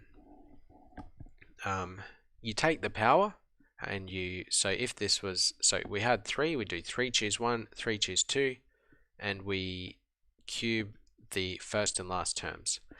If we had to the power of 5, let's do that. So we could have x, let's just do a simple one like x plus 2y to the power of 5. Maybe you can think about what the pattern might look like. So we start off with x to the power of 5, and then plus 5 choose 1, x to the power of 4, 2y to the power of 1, then plus 5 choose 2, x to the power of 3, 2y to the power of 2, then 5 choose 3, x to the power of 2, x squared, 2y cubed, plus 5 choose 4, x to x, just x, sorry, and then 2y to the power of 4, and then the final term is 2y to the power of 5. Okay, so hopefully you see the pattern going on there. We take that power and we do 5 choose 1, 5 choose 2, 5 choose 3, 5 choose 4. And you could write at the start here 5 choose 5, but anytime you have that type of thing, like 3 choose 3 or 5 choose 5, that's just 1, right? How many ways can you choose 5 things from 5 objects? That's just 1. So you don't really need to include that there. And then you could simplify all of this. And after you do this for a while, things like 5 choose 2, 5 choose 3, you remember them. But you can also use a calculator to do this. So find this button. Where is it on mine? Find this button NCR on your calculator, and that helps you with these 5 choose 2 to find the answer to those. So 5 choose 2 is 10. 5 choose 3 is 10 as well. I was meant to do 5 choose 4, sorry. 5 choose 4 is 5. So if we kept simplifying this, x to the power 5 plus 5 times x to the power 4 times 2y plus 10x cubed times 4y squared plus 10x squared multiplied by 8y cubed plus 5x 2 to the power 4 is 16 y to the power 4 plus 32 y to the power 5, and so on. So you could go ahead and simplify that further. Hopefully you see the pattern with that, and that made sense.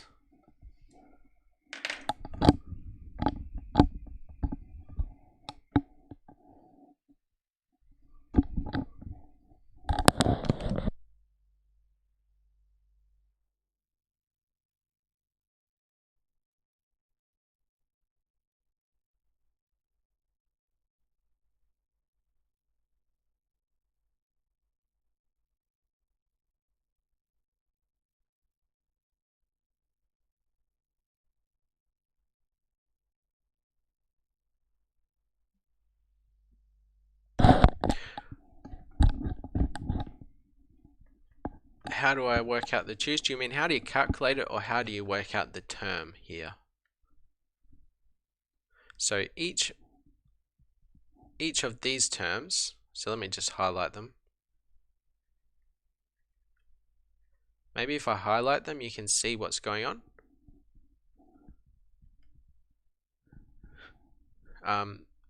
This is the rule. I cannot explain off the top of my head why this works. There is an easy enough proof to this. I believe Exam Solutions has a video on the proof of this formula, why this binomial expansion works. For now, I'm just talking about how it works, not why it works. So the pattern is that you cube the first term, so 2x cubed, and then you square it and multiply it by the second term, and you also need this choose term in front of them. So this is the power, so I'll highlight that as well. The 3, choose 1, and then the second term is 3 choose 2, and over here you could write 3 choose 3. So you can see that each time we have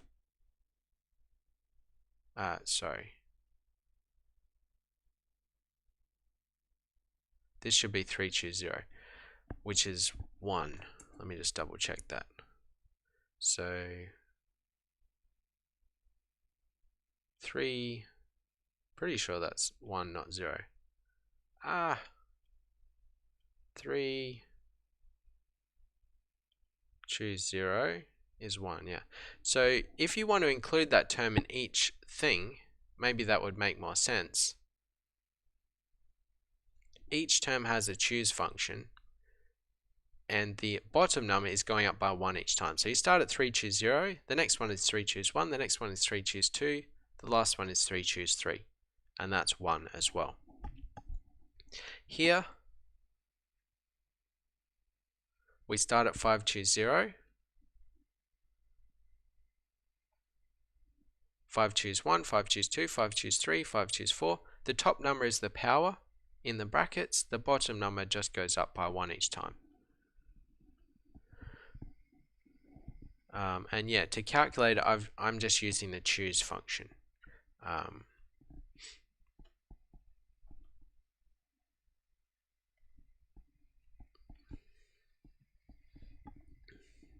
And then the pattern with the powers of the terms is you cube, and that go, sorry, the power for the pattern, the powers of the terms is they go down for the first term and they go up for the second term. So you can see here we've got 2x to the power of 3, and you could also include a negative 3y to the power of 0. But anything to the power of 0 is 1, so we don't include that. Then this is negative 3y to the power of 1, negative 3y to the power of 2, negative 3y to the power of 3. So the first term, the powers go down. The second term, the powers go up by 1.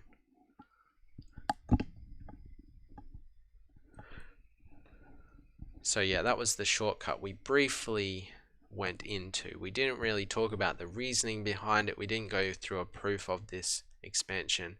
We just sort of briefly touched on it in that algebra chapter.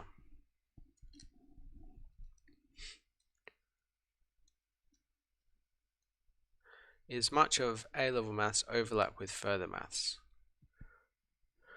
I haven't done a lot of further maths, so I'm not sure. Actually, there's no matrices in A-level mathematics. That is only in further mathematics.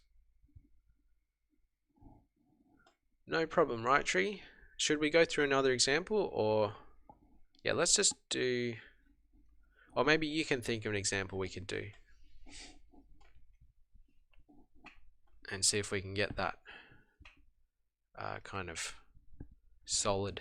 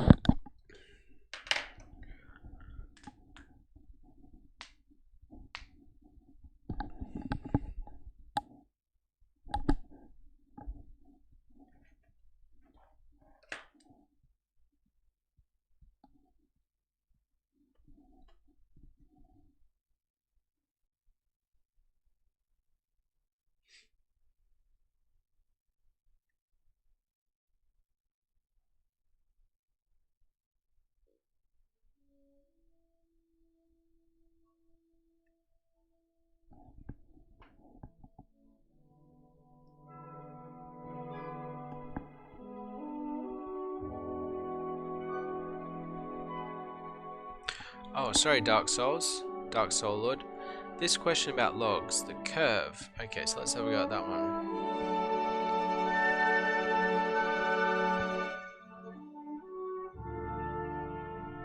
The curve y equals 3 times 4 to the x meets the curve, wow, y equals 6 to the power of 1 take x at the point P. Find the exact value of the x coordinates of P.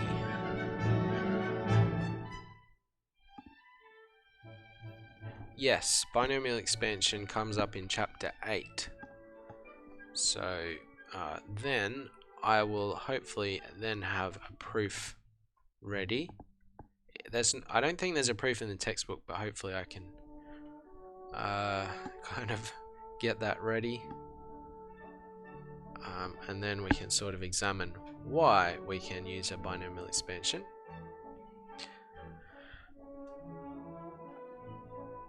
Okay, so we have these two curves. They meet at point P.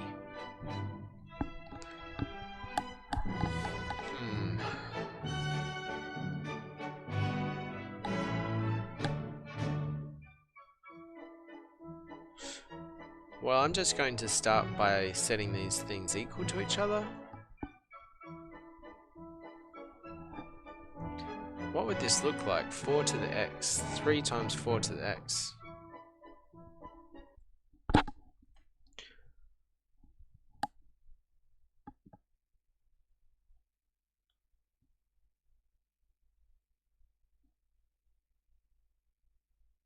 That's like that, right? Let's see if we can do a quick sketch.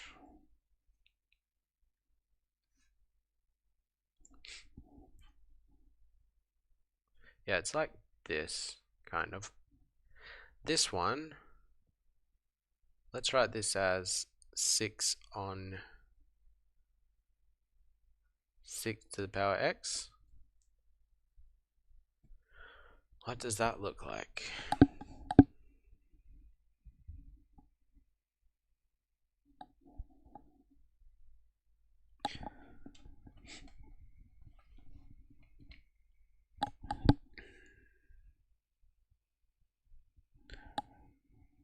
I'm forgetting what this graph looks like.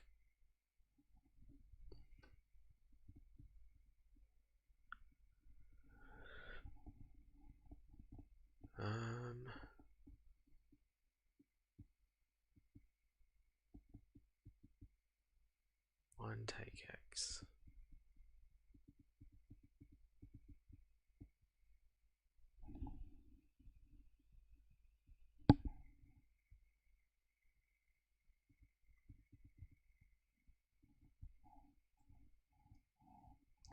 Some kind of a log.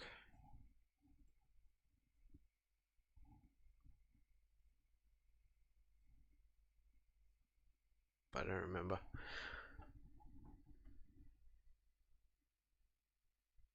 Anyways, okay, let's try to do this algebraically.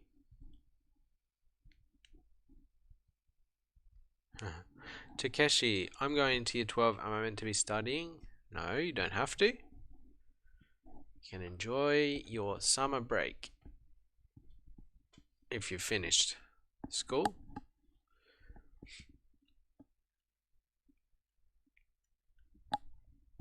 Of course, you don't have to be doing anything.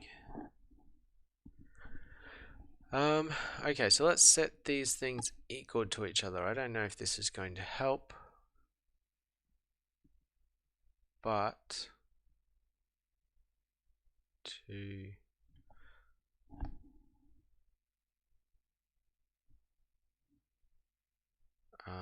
we will see.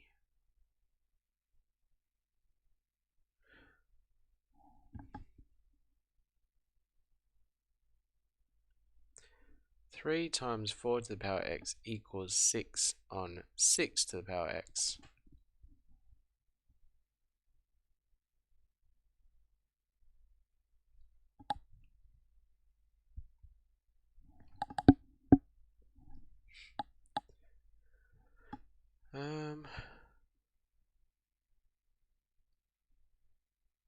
Four to the power x equals 2 on 6 to the power x.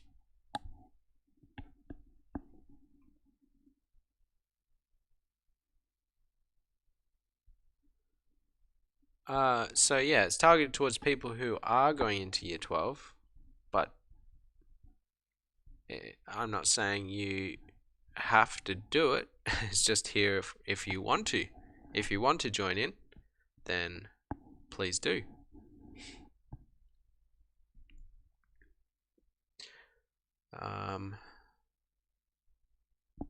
But I'd love if you would come along and join in. I love to have your company. So somebody sent this question in. It says, I have these two curves. The two curves meet at point P.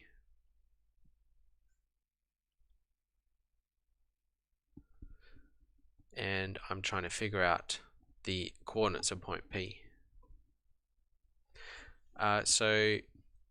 So far, if you just joined today, I did a stream yesterday and today, so basically just 2 streams. And what I've been working through is this textbook here.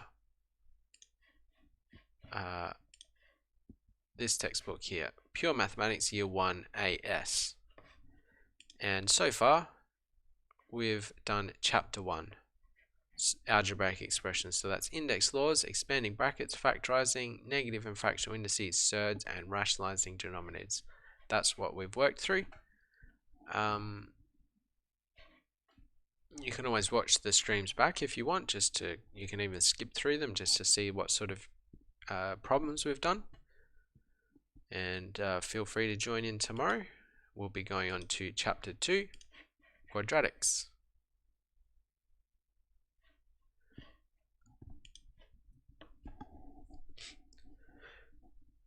And the schedule is so far, hopefully I'm aiming for weekdays at 11 AM.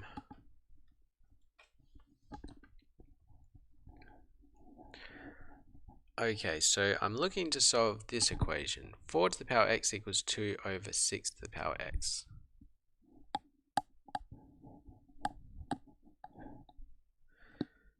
This can be written as 2 to the power of 2x. Can I write 6 as 2 to the power something? That's what I'm wondering.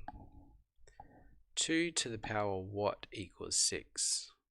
I mean to write x. Let's use a different variable.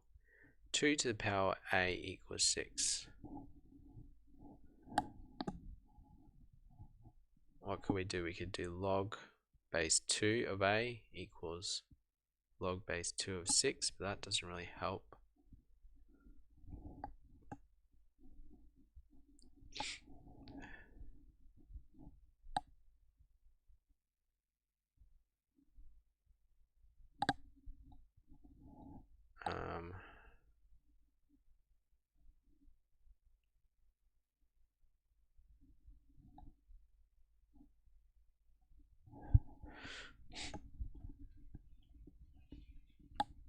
Oh, sorry, that's meant to be a.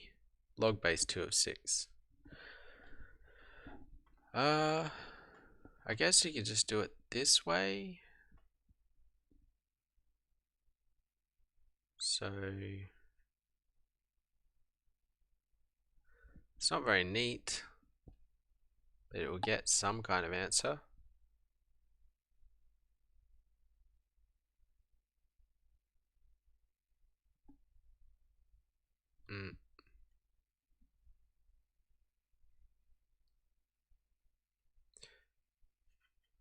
Oops. Sorry, this is 2 log base 2 of 6. Is that right?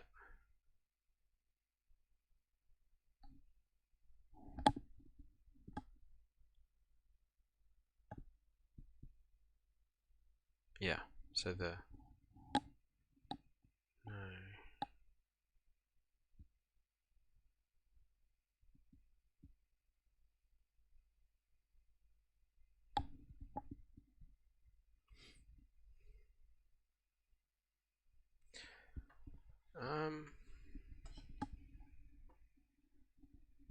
Oh, no, that's not what I was meant to be doing. I was meant to be doing this.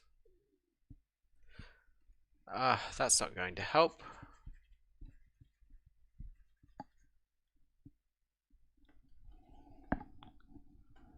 Log 2 base 24.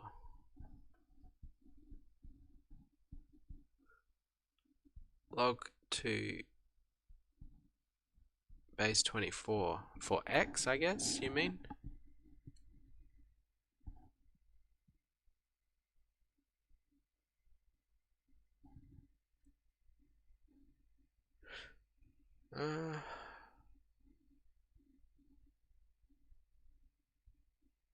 I know there's some like trick with the powers you can do here so that they all have the same base. Well, that's what I think anyway, but I'm not sure. Okay, what if we do, okay, let's do 6 to the power x multiplied by 4 to the power x equals 2. Oh.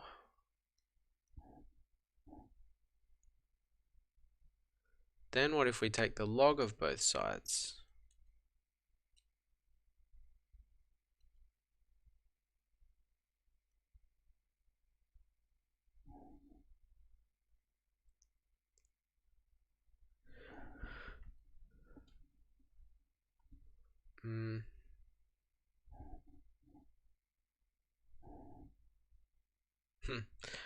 The log base 24 of both sides?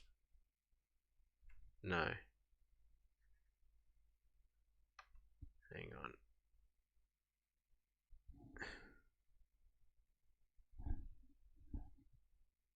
No, there's no way to simplify that.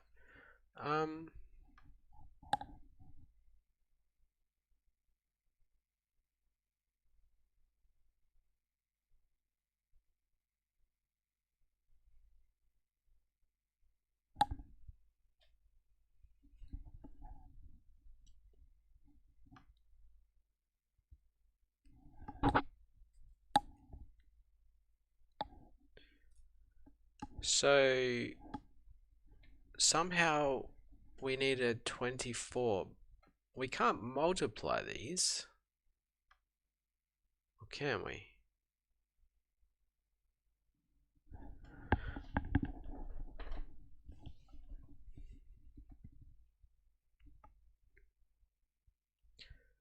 Am I forgetting my index laws here?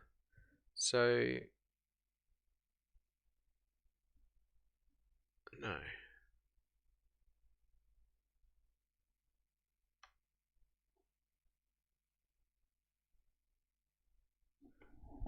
This is the same as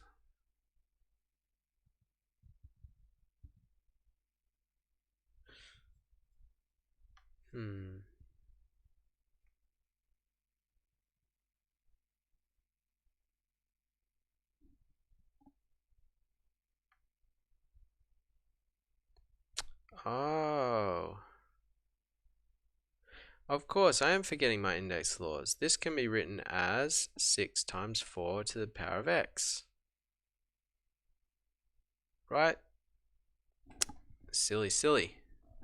So 6 to the power of x times 4 to the power of x, you can simplify it to 6 times 4 to the power of x, of course, because if you expand that power out, you get 6 to the power of x, 4 to the power of x. And then we have 24 to the power of x equals 2. And then, well, mainly I saw this because you told me the final answer. So I probably, well, it would have taken me a lot longer if you didn't tell me. So then we can take log base 24 of both sides.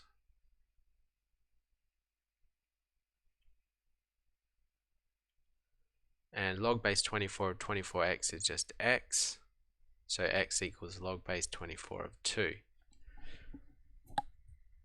And then somehow we find y. So y is equal to, which one could we use? This one, I guess. 3 times 4 to the power of log base 24 of 2. I don't know if there's any simpler way of writing that.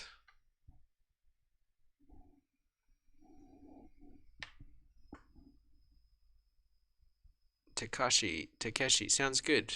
Yeah, make some kind of revision plan. Good idea. Okay, there you go, Dark Soul Lord. Thank you for the question. What I want to do now is to see, firstly, what log. I have to use the change of base formula, and I've forgotten what it is. Let's just go to Wolfram Alpha. Wolfram Alpha.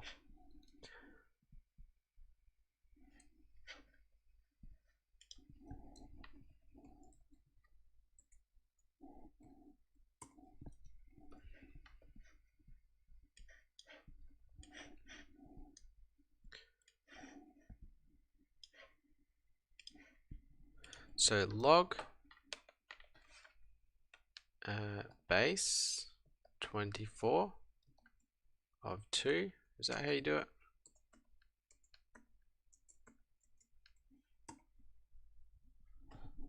Does that equal? Oh yeah, it's log 2 over log 24.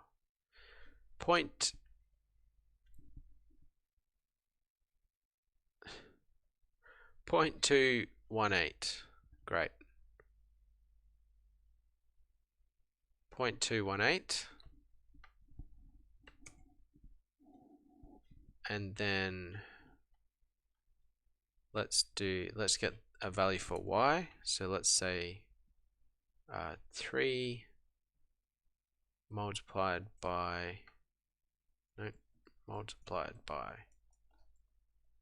which one's multiplied by 4 to the power of 0.218. 4.05, 4.06. Okay.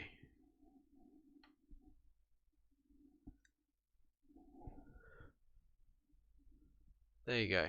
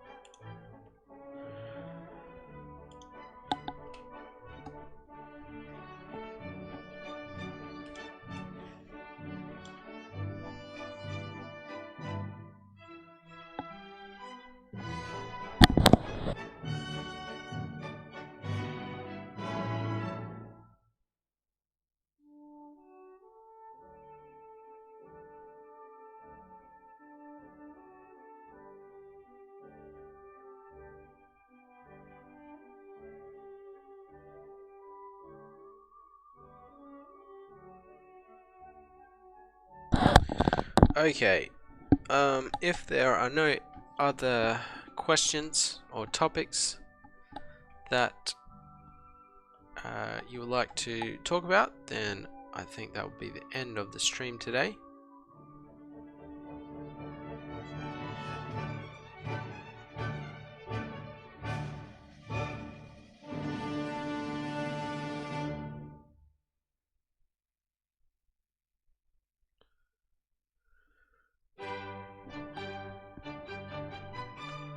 Thanks for joining in.